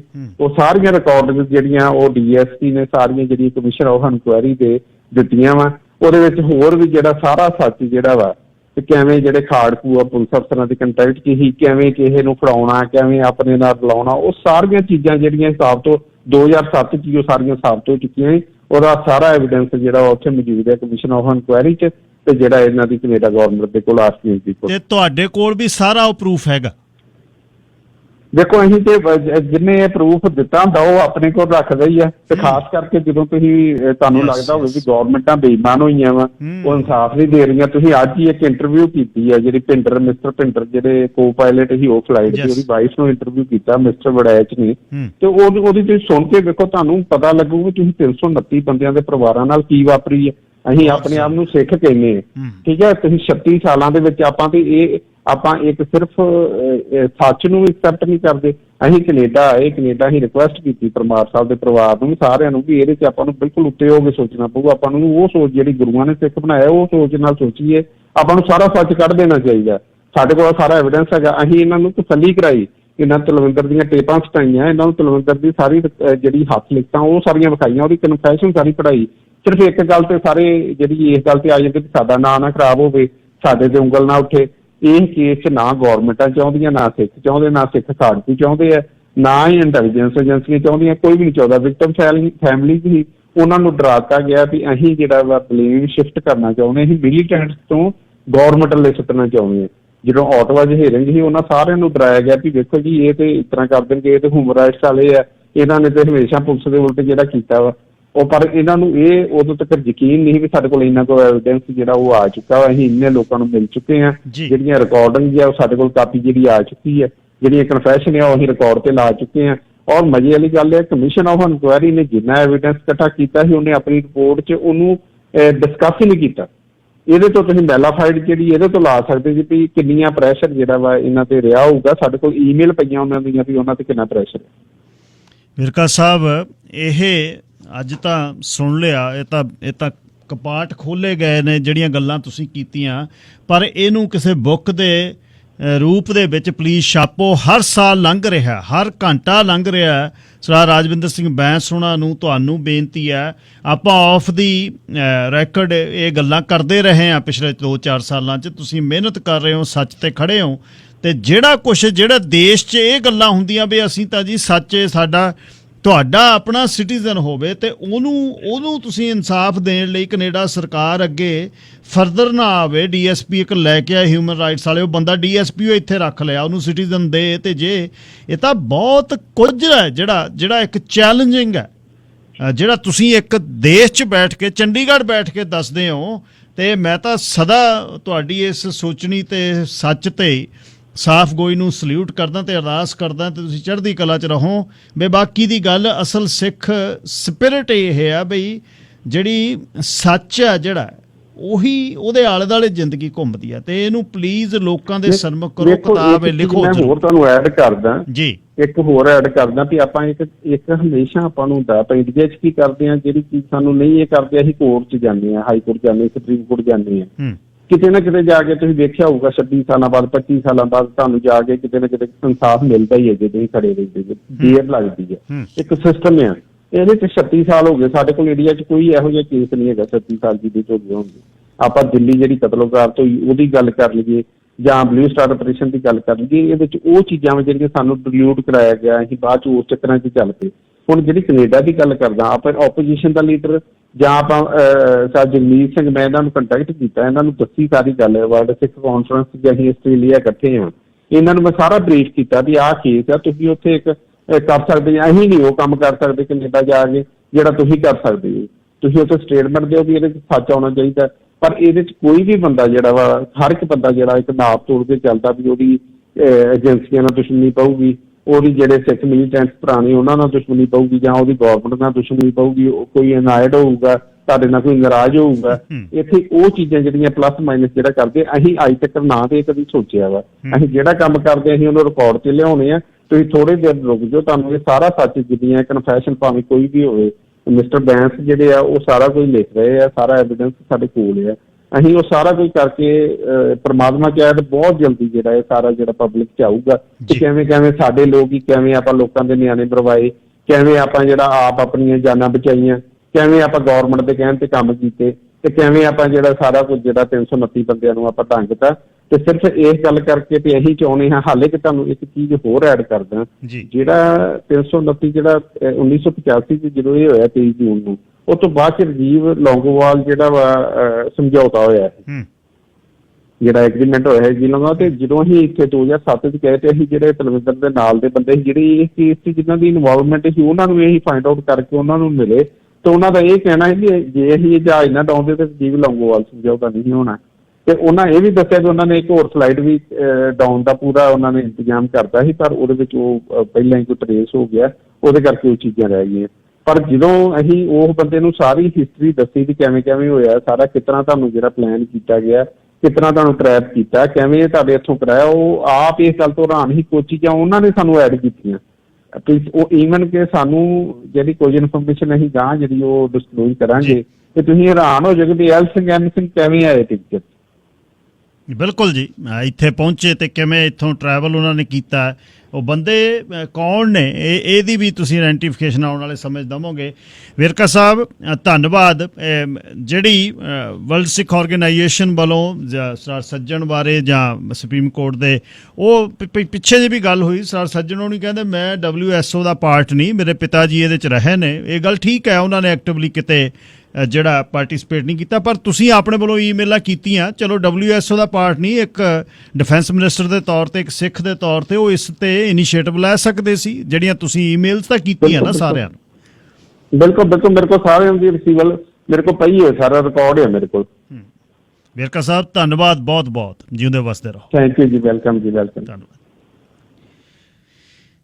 ਇਹਦੇ ਬਾਅਦ ਮੇਰੇ ਖਿਆਲ ਹੁਣ ਉਹ ਕਿਤਾਬ ਦੀ ਇੰਤਜ਼ਾਰ ਹੋਏਗੀ ਜਦ ਇਹ ਛਾਪਣਗੇ, ਪਰ ਬਹੁਤ ਉਹਨਾਂ ਨੇ ਮਿਹਨਤ ਇਹ 'ਤੇ ਕੀਤੀ। ਬੰਦਾ ਕੁਦਰਤੀ ਜਿਹੜਾ ਚੰਦੀ ਹੈ, ਉਹ ਕਹਿੰਦੇ ਕਿਸੇ ਕੇਸ 'ਚ ਸਾਡੇ ਕੋਲ ਆ ਗਿਆ, ਕੁਦਰਤ ਕੀ ਕਰਦੀ ਹੈ, ਉਹਨੂੰ ਕੇਸ ਦੇ ਵਿੱਚ ਸੀ, ਉਹਨੇ ਗੱਲ ਤੋਰ ਲਈ ਵੀ ਮੈਂ ਸਰਦਾਰ ਤਲਵਿੰਦਰ ਸਿੰਘ ਬੱਬਰ ਨੂੰ ਮੈਂ ਫੜਿਆ, ਮੇਰੇ ਕੋਲ ਉਹਨੇ ਕਨਫੈਸ ਕੀਤਾ। ਉੱਥੋਂ ਸਰਦਾਰ ਬੈਂਸ ਦੀਆਂ ਗੱਲਾਂ ਚੱਲੀਆਂ, ਇਹਨਾਂ ਨੂੰ ਸਾਰਾ ਕੁਝ ਉਸ ਬੰਦੇ ਨੇ ਜਿਹੜਾ ਕੁਛ ਸਰਦਾਰ ਤਲਵਿੰਦਰ ਸਿੰਘ ਨੇ ਕਿਹਾ, ਉਹ ਸਾਰਾ ਕੁਛ ਉਹ ਇਸ ਸਰਦਾਰ ਬੈਂਸ ਦੀ ਸਾਰੀ ਟੀਮ ਨੂੰ ਦੇਤਾ। ਉੱਥੋਂ ਇਹ ਗੱਲ ਚੱਲੀ, ਫਿਰ ਉਹ ਜਸਟਿਸ ਜੌਨ ਮੇਜਰ ਦੇ ਲਈ ਇੱਥੇ ਆਏ, ਉਹਨੂੰ ਲੈ ਕੇ ਬੰਦੇ ਨੂੰ, ਉਹ ਬੰਦਾ ਹੀ ਰੱਖ ਲਿਆ ਸਰਕਾਰ ਨੇ। ਸੋ ਗੱਲ ਇਹ ਹੋ ਗਈ ਵੀ ਸਰਕਾਰਾਂ ਦੇ ਜਿੱਥੇ ਹਿੱਤ ਨੇ ਉੱਥੇ ਫਿਰ ਤੂੰ ਮੈਂ ਕੁਛ ਨਹੀਂ। ਮੈਂ ਮਾਫੀ ਚਾਹੁੰਦਾ ਤੁਹਾਡੇ ਨਾਲ, ਮੈਂ ਅੱਜ ਗੱਲ ਕਰਨੀ ਸੀ, ਪਰ ਮੇਰੇ ਖਿਆਲ ਸਾਡੀਆਂ ਜਿਹੜੀਆਂ ਗੱਲਾਂ ਨੇ ਆਪਸ ਵਿੱਚ, ਕਿਉਂਕਿ ਅਸੀਂ ਚਸ਼ਮਦੀਦ ਨਹੀਂ, ਕੁਛ ਚਸ਼ਮਦੀਦ ਇਹ ਵੀ ਨਹੀਂ, ਪਰ ਆਪਾਂ ਗੌਸਿਪ ਹੈ, ਆਪਣੀ ਗੱਲਾਂ ਨੇ, ਤੇ ਇੱਧਰੋਂ ਉੱਧਰੋਂ ਪੜ੍ਹ ਕੇ ਜਿਹੜਾ ਆਪਾਂ ਕੁਛ ਬੋਲਾਂਗੇ। ਪਰ ਇਹ ਸਾਖਸ਼ਤ ਤੌਰ ਤੇ ਜਿਹੜੇ ਵਿੱਚ ਇਨਵੋਲਵ ਸੀ, ਸਰਦਾਰ ਵੇਰਕਾ 2007 'ਚ ਆਏ ਇੱਥੇ ਨਾਲ ਸਰਦਾਰ ਬੈਂਸ ਦੇ, ਪਰ ਹੈਰਾਨੀ ਦੀਆਂ ਗੱਲਾਂ ਕਿ ਕੌਣ ਲੁਕੋ। ਸਰਦਾਰ ਕੁਲਦੀਪ ਸਿੰਘ ਸਮਰਾ ਜੀ, ਤੁਸੀਂ ਏਅਰ ਤੇ ਹੋ। ਗਿੱਲ ਸਾਹਿਬ ਸਤਿ ਸ਼੍ਰੀ ਅਕਾਲ ਜੀ। ਸਤਿ ਸ਼੍ਰੀ ਅਕਾਲ ਸਮਰਾ ਸਾਹਿਬ, ਤੁਸੀਂ ਇਸ ਦਾ ਹਿੱਸਾ ਰਹੇ ਜਾਂ ਨਹੀਂ? ਸੌਫਟ ਟਾਰਗੇਟ ਦੇ ਵਿੱਚ ਤੁਹਾਡੀ ਜ਼ਿੰਦਗੀ ਦੇ ਬਾਰੇ ਵੀ ਛਾਪਿਆ, ਕੀ ਕਹਿਣਾ ਚਾਹੁੰਦੇ ਹੋ ਜੀ? ਤੁਸੀਂ ਸੁਣ ਕੇ ਵੀ ਹਟੇ ਹੋ ਸਰਦਾਰ ਵੇਰਕਾ? ਹਾਂਜੀ, ਮੈਂ ਸੁਣਿਆ। ਪਹਿਲੀ ਗੱਲ ਤਾਂ ਵੀ ਇਹ ਜਿਹੜਾ ਵਾਕਿਆ ਹੋਇਆ ਬਹੁਤ ਘਟੀਆ ਘਿਨਾਉਣਾ ਸੀ ਜੀ, ਬੇਕਸੂਰੇ ਲੋਕਾਂ ਦੀ ਇੰਨੇ ਦੀ ਜਾਨ ਗਈ। ਤੇ ਪਰੰਤੂ ਮੇਰਾ ਮਕਸਦ ਕਾਲ ਕਰਨ ਦਾ ਇੱਕੋ ਹੀ ਸੀ ਕਿ ਇਸ ਕਿਤਾਬ ਦੇ ਵਿੱਚ ਇੱਕ ਪੂਰਾ ਚੈਪਟਰ ਮੇਰੇ ਲਈ, ਮੇਰੇ ਨਾਂ ਤੇ ਲਿਖਿਆ ਕਿ ਜੋ ਮੈਂ ਕੰਮ ਕੀਤਾ। ਮੈਂ ਵੀ ਇੱਕ ਘਿਨਾਉਣਾ ਕੰਮ ਕੀਤਾ ਸੀ 1982 ਚ ਜੀ, ਤੇ ਉਹ ਤੋਂ ਬਾਅਦ ਮੈਂ ਇੱਥੋਂ ਦੌੜ ਗਿਆ ਸੀ। ਜਿਹੜੀ ਸ਼ੂਟਿੰਗ ਹੋਈ ਸੀ ਅਦਾਲਤ ਚ, ਉਹ ਤੁਹਾਡਾ ਜਿਹੜਾ ਜੀ ਸਮਰਾ ਸਾਹਿਬ, ਥੋੜਾ ਜਿਹਾ ਦੱਸ ਦੇਵਾਂ ਮੈਂ, ਤੁਹਾਡਾ ਉਹ ਸਿਰਫ ਤੇ ਸਿਰਫ ਗੁਰਦੁਆਰਾ ਸਾਹਿਬ ਪੇਪ, ਜਿਹੜਾ ਗੁਰਦੁਆਰਾ ਸਾਹਿਬ ਸੀ, ਉਹਦੀਆਂ ਇਲੈਕਸ਼ਨ ਦੇ ਸੰਬੰਧ ਕੇਸ ਸੀ ਨਾ ਜੀ ਤੁਹਾਡਾ? ਉਹ ਕੇਸ ਉਸ ਸੰਬੰਧ ਸੀ। ਹਾਂਜੀ ਬਿਲਕੁਲ, ਠੀਕ ਠੀਕ ਠੀਕ। ਤੇ ਮੈਨੂੰ ਇਹ ਹੀ ਆ ਕਿ ਵੀ ਇੱਕ ਮੈਂ ਉਹਨਾਂ ਦਿਨਾਂ 'ਚ ਮੈਂ ਅਖਬਾਰਾਂ 'ਚ ਤੁਹਾਨੂੰ ਕੱਟਣ ਦਿਖਾ ਦੂੰ ਕਿਤੇ ਕਿ ਮੈਂ ਕੈਨੇਡਾ ਦੇ ਵਿੱਚ most leading Sikh activist in Canada ਹੁੰਦਾ ਸੀ। ਤੇ ਜਦੋਂ ਕਿਸੇ ਵੀ ਬੰਦਿਆਂ ਨੂੰ, ਆਪਣੇ ਨੂੰ, ਇੰਡੀਅਨਾਂ ਨੂੰ ਕੋਈ ਇਮੀਗ੍ਰੇਸ਼ਨ ਦੀ ਹੋਰ ਪ੍ਰੋਬਲਮ ਕਿਤੇ ਸੋਲਵ ਹੋਣਾ ਤੇ ਮੇਰੇ ਕੋਲ ਹੁੰਦੇ ਸੀ। ਤੇ ਮੈਂ 10 ਸਾਲ ਕੈਨੇਡਾ ਆਪਣੀ ਇਸ ਨਿਸ਼ਕਾਮ ਲੋਕ ਸੇਵਾ ਚਲਾਏ, ਤੇ ਮੈਂ ਆਪਣੇ ਘਰਦਿਆਂ ਨੂੰ ਕਿਰਾਇਆ ਵੀ ਨਾ ਮੋੜਿਆ, ਤੇ ਆਪਣੇ ਬੱਚੇ ਵੀ ਗਏ, ਸਭ ਕੁਛ ਗਿਆ। ਤੇ ਮੈਂ ਇੰਨੇ ਫਿਰ 8 ਸਾਲ ਇੰਡੀਆ ਧੱਕੇ ਖਾਧੇ, ਕਦੇ ਉੱਥੇ ਕਦੀ ਉੱਥੇ। ਫਿਰ ਮੈਂ ਤਿਹਾੜ ਜੇਲ੍ਹ 'ਚ ਰਿਹਾ 2 ਸਾਲ, ਤੇ ਤਿਹਾੜ ਜੇਲ੍ਹ 'ਚ ਵੀ ਉੱਥੇ ਮੈਂ ਉਹ ਕਿਉਂਕਿ ਰਿਸ਼ਵਤ ਮੰਗਦੇ ਸੀ, ਮੈਂ ਉੱਥੇ ਮੇਰਾ ਕੰਮ ਸੀ ਹਰ ਵੇਲੇ ਕਿ ਜਿੱਥੇ ਕਦੇ ਧੱਕਾ ਹੁੰਦਾ, ਜ਼ੁਲਮ ਹੁੰਦਾ, ਉਹਦੀ ਆਵਾਜ਼ ਉਠਾਉਣੀ ਆ ਤੇ ਖੜਨਾ। ਤੇ ਉਹਨਾਂ ਨੇ ਮੈਨੂੰ ਉੱਥੇ ਕੁੱਟ-ਕੁੱਟ ਕੇ ਮਾਰ ਦਿੱਤਾ ਸੀ। ਮੈਂ ਅੱਖਾਂ ਮੀਟ ਲਈਆਂ ਸੀ, ਤੇ ਮੇਰੀ ਕਿਤੇ ਆਪਾਂ ਕਦੇ ਮਿਲਾਂਗੇ ਤੇ ਤੁਹਾਨੂੰ ਉਹਨੇ ਜਿਹੜੀਆਂ ਉਹਨਾਂ ਦੀਆਂ ਡਾਂਗਾਂ ਮੇਰੇ ਪਈਆਂ, ਉਹਨਾਂ ਦੇ ਜ਼ਖਮ ਹਾਲੇ ਵੀ ਦਿਖਾ ਦਊਂਗਾ। ਤੇ ਮੈਂ ਉਰੇ ਆ ਗਏ। ਮੈਂ ਵੀ ਇੱਥੇ ਆ ਗਿਆ ਤੇ ਜੀ ਮੈਂ ਹੁਣ ਇੱਥੋਂ 2 ਇੰਡੀਆ ਸਾਲ ਤਿਹਾੜ ਜੇਲ੍ਹ ਦੇ ਕੱਟੇ ਤੇ ਇੱਥੇ 23 ਇੱਥੇ ਤੇ ਮੈਂ 25 ਸਾਲ ਬਾਅਦ ਕੱਟਿਆ ਤੇ ਮੇਰਾ ਤਾਂ ਕੈਨੇਡਾ ਖੂਹ 'ਚ ਪੈ ਗਿਆ। ਤੇ ਮੈਂ ਪਹਿਲਾਂ ਇੱਥੇ ਜਿਨ੍ਹਾਂ ਲੋਕਾਂ ਨੂੰ ਮੇਰੇ ਪੇਨ ਕਿਹਾ ਵੀ ਇਹਨਾਂ ਦੀ ਮਦਦ ਨਾ ਕਰੀ, ਮੈਂ ਉਹਨਾਂ ਦੀ ਵੀ ਕੀਤੀ। ਉਹ ਮਲਟੀਮੀਲੀਅਨਰ ਹੁਣ ਮੈਨੂੰ ਪੁੱਛਦੇ ਨਹੀਂ। ਮੈਂ ਹੁਣ 3rd ਕਲਾਸ ਜ਼ਿੰਦਗੀ ਜੀ ਰਿਹਾ, ਇਹਦੇ ਨਾਲ ਤਾਂ ਮੈਂ ਸੌਖੀ ਤਿਹਾੜ ਜੇਲ੍ਹ 'ਚ ਆਪਣੇ ਕੈਨੇਡਾ ਦੀ ਜੇਲ੍ਹਾਂ 'ਚ ਹੁੰਦਾ ਸੀ। ਅੱਛਾ ਸਮਰਾ ਸਾਹਿਬ, ਪਰ ਜ਼ਹੀਰ ਕਸ਼ਮੀਰੀ ਨੇ ਤੁਹਾਨੂੰ ਸਿਰਫ ਜਦ ਤੁਸੀਂ ਇੱਥੋਂ ਗਏ ਹੋ ਭਾਰਤ ਨੂੰ ਭੱਜੇ ਹੋ ਤਾਂ ਤੁਹਾਨੂੰ ਵੀ ਕੌਂਸਲਰ ਜਨਰਲ ਨਾਲ ਜੋੜਤਾ, ਵੀ ਤੁਹਾਨੂੰ ਉਹਨੇ ਭੇਜਿਆ, ਉਹਨੇ ਮਦਦ ਕੀਤੀ।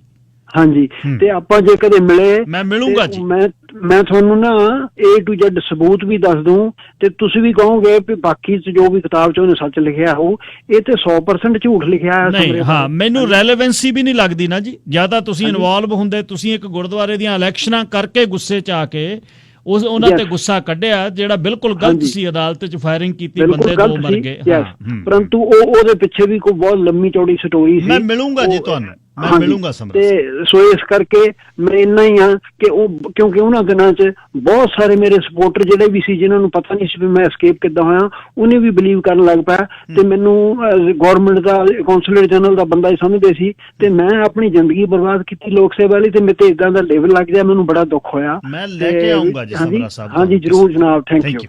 ਸਰ ਕੁਲਦੀਪ ਸਿੰਘ ਸਮਰਾ, ਜ਼ਹੀਰ ਕਸ਼ਮੀਰੀ, ਉਹਨਾਂ ਦੀ ਕਿਤਾਬ ਦੇ ਵਿੱਚ ਜਦ ਇਹਨਾਂ ਨੇ ਫਾਇਰਿੰਗ ਕੀਤੀ ਅਦਾਲਤ 'ਚ, ਉਹਦੇ ਬਾਅਦ ਇਹ ਪੰਜਾਬ ਨੂੰ ਭੱਜੇ, ਭਾਰਤ ਨੂੰ ਭੱਜਣ ਤੋਂ ਬਾਅਦ ਤਿਹਾੜ ਜੇਲ੍ਹ 'ਚ ਫਸੇ ਗਏ। ਉਹਦੇ ਬਾਅਦ ਫਿਰ ਉਹਨਾਂ ਦਿਨਾਂ 'ਚ ਇਹਨਾਂ ਨੂੰ ਐਕਸਟ੍ਰਾਡਾਈਟ ਕੀਤਾ, ਇੱਥੇ ਆ ਕੇ ਸਜ਼ਾ ਕੱਢੀ। ਉਹ ਮੇਰੇ ਕੰਟੈਕਟ 'ਚ ਐਕਚੁਅਲੀ ਮੇਰੇ ਬਹੁਤ ਪਰਮ ਮਿੱਤਰ ਉਹਨਾਂ ਦੇ ਕੰਟੈਕਟ 'ਚ ਆ ਗਏ। ਉਹਨਾਂ ਦੱਸਿਆ ਕਹਿੰਦੇ ਜ਼ਹੀਰ ਕਸ਼ਮੀਰੀ ਨੇ ਮੇਰੇ ਬਾਰੇ ਗਲਤ ਲਿਖਿਆ, ਉਹਦਾ ਉਹ ਚੈਪਟਰ ਠੀਕ ਨਹੀਂ। ਬਾਕੀ ਇਹ ਉਸ ਸਮੇਂ ਉੱਥੇ ਇਨਵੋਲਵ ਸਨ ਜਦ ਉੱਥੇ ਚੌਹਾਨ ਹੋਣੀ ਆਉਣ ਲੱਗੇ ਟੋਰਾਂਟੋ, ਕੀ ਹੋਇਆ ਉੱਥੇ, ਗੁਰਦੁਆਰੇ ਦੀਆਂ ਇਲੈਕਸ਼ਨਾਂ 'ਚ ਕਿਸ ਤਰ੍ਹਾਂ ਹੋਇਆ, ਬਹੁਤ ਕੁਝ ਹੈ। ਪ੍ਰਭਜੋਤਪਾਲ ਸਿੰਘ, ਕੀ ਕਹਿਣਾ ਚਾਹੁੰਦੇ ਹੋ ਜੀ? ਵਾਹਿਗੁਰੂ ਜੀ ਖਾਲਸਾ, ਵਾਹਿਗੁਰੂ ਜੀ ਖਾਲਸਾ। ਪਹਿਲਾਂ ਜਦੋਂ ਅੱਜ ਤੁਸੀਂ ਪ੍ਰੋਗਰਾਮ ਸ਼ੁਰੂ ਕੀਤਾ ਤਾਂ ਉਸ ਵੇਲੇ ਗੱਲ ਕਹੀ ਕੰਡਿਆਂ ਵਾਲਾ ਤਾਜ, ਬਿਲਕੁਲ ਇਹੋ ਜਿਹੜਾ ਇੱਕ ਇਹੋ ਜਿਹਾ ਦੁਖਾਂਤ ਹੈਗਾ ਆ ਜਿਹੜਾ ਸਿੱਖੀ ਸਿਧਾਂਤਾਂ ਤੇ ਕਿਸੇ ਤਰ੍ਹਾਂ ਜਾਇਜ਼ ਉਤਰਦਾ ਹੀ ਨਹੀਂ ਹੈਗਾ।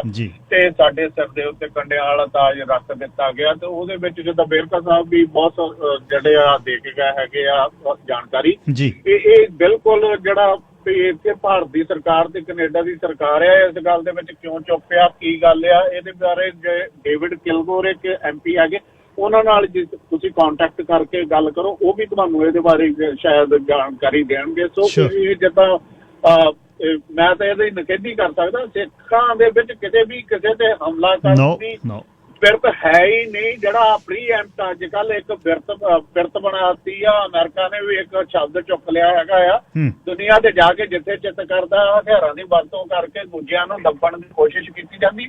ਸਿੱਖੀ ਸਿਧਾਂਤ ਬਿਲਕੁਲ ਇਸ ਤੋਂ ਉਲਟ ਆ। ਇਹ ਹਮਲਾ ਕਰਨਾ, ਇਹਨੂੰ ਰੋਕਣ ਲਈ ਤਾਂ ਸਿੱਖ ਖੜਾ ਆ, ਪਰ ਕਦੀ ਵੀ ਭਾਵੇਂ ਦੀ ਕਿੰਨਾ ਵੀ ਕੋਈ ਮਾੜਾ ਆ, ਕਦੀ ਕਿਸੇ ਤੇ ਜਾ ਕੇ ਸਿੱਖ ਕਦੀ ਹਮਲਾ ਨਹੀਂ ਕਰੂਗਾ।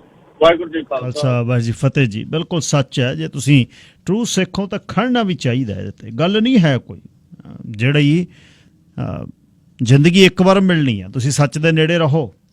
ਦੇਖੋ ਤੁਸੀਂ ਪੰਜਾਬ 'ਚ ਬੈਠੇ ਬੰਦੇ ਇਕੱਲੇ ਫਿਰਦੇ ਨੇ ਵੇਰ ਕੇ ਆਉਣੀ ਪੰਜਾਬ 'ਚ, ਇਹ ਨਹੀਂ ਗੱਲ ਹੈ। ਸੱਚ ਤੇ ਖੜਨ ਵਾਲੇ ਬੰਦਿਆਂ ਦੀ ਇਹੀ ਕਹਾਣੀ ਹੈ। ਦਿਓਲ ਸਾਹਿਬ ਸਮਾਂ ਥੋੜਾ ਜੀ ਮੇਰੇ ਕੋਲ ਪਲੀਜ਼। ਹਾਂਜੀ ਜੀ ਗਿੱਲ ਸਾਹਿਬ, ਦੇਖੋ ਇਹਦੇ ਵਿੱਚ ਜਿਹੜੀਆਂ ਤਤਕਾਲੀ ਘਟਨਾਵਾਂ ਉਹਨਾਂ ਨੂੰ ਜਿੱਦਾਂ ਵੇਰਕਾ ਸਾਹਿਬ ਨੇ ਦੱਸਿਆ ਉਹ ਸਮਝਣੀਆਂ ਜ਼ਰੂਰੀ ਆ, ਨੋ ਡਾਊਟ।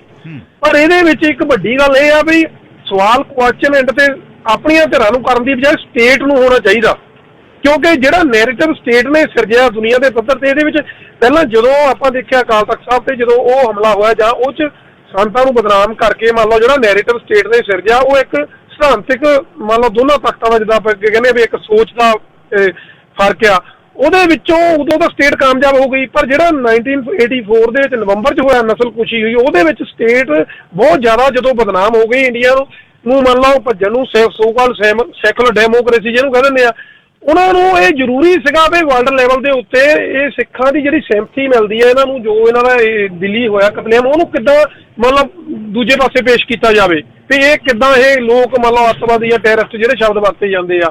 ਮੈਨੂੰ ਲੱਗਦਾ ਵੀ ਉਹਦੇ ਵਿੱਚੋਂ ਇਹ ਨਿਕਲਿਆ। ਸਟੇਟ ਨੇ ਕਿਹਾ ਬੰਦੇ ਦੇਖੋ ਕਿਸੇ ਦੇ ਨਾਲ ਲਿੰਕ ਮੇਰੇ ਵੀ ਹੋ ਸਕਦੇ, ਤੁਹਾਡੇ ਨਾਲ ਜਾਂ ਕਿਸੇ ਸਟੇਟ ਦੇ ਬੰਦੇ ਨਾਲ, ਪਰ ਇਹਦਾ ਮਤਲਬ ਇਹ ਨਹੀਂ ਹੁੰਦਾ ਹਰ ਇੱਕ ਬੰਦੇ ਨੂੰ ਆਪਾਂ ਸ਼ੱਕੀ ਬਣਾ ਕੇ ਪੇਸ਼ ਕਰਨਾ।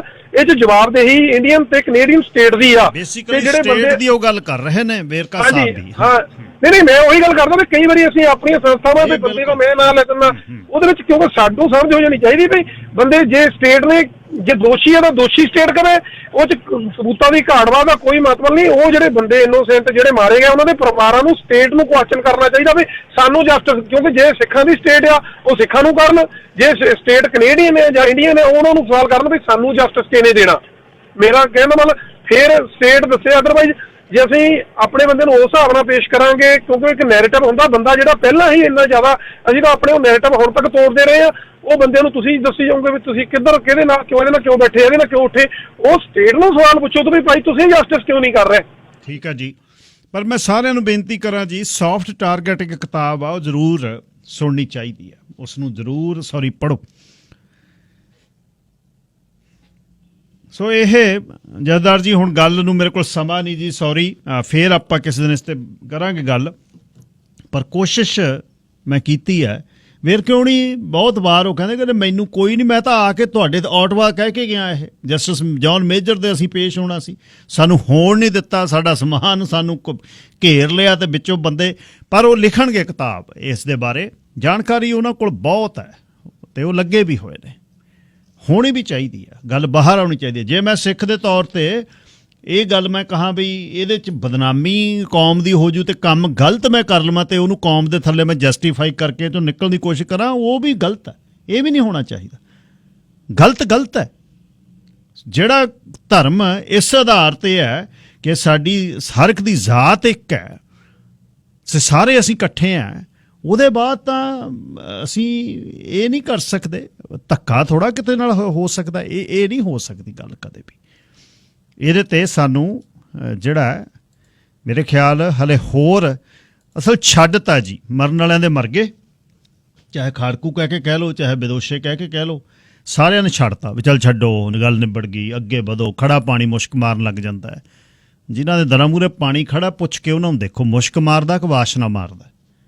ਗੱਲ ਇਹ ਆ ਵੀ ਛੱਡਤੀਆਂ ਚੀਜ਼ਾਂ, ਛੱਡਤੀਆਂ ਸੱਚ ਦੀ ਬਿਨਾਂ ਤੱਕ ਨੇ। ਯਹੂਦੀਆਂ ਨੂੰ ਵੇਖ ਲਓ, 200 ਸਾਲ 300 ਸਾਲ ਜ਼ੁਲਮ ਦੀ ਦਾਸਤਾਂ ਕਿਵੇਂ ਪਾਉਂਦੇ ਆ ਮਿਊਜ਼ੀਅਮਾਂ ਦੇ ਵਿੱਚ। ਆਪਾਂ ਨੂੰ ਵੀ ਇੱਕ ਇਨਸਾਨੀਅਤ ਦੇ ਤੌਰ ਤੇ ਕਰਨਾ ਚਾਹੀਦਾ। ਰੱਬ ਰਾਖਾ ਜੀ, ਕੱਲ੍ਹ ਨੂੰ ਮੁੜਦੇ ਹਾਂ।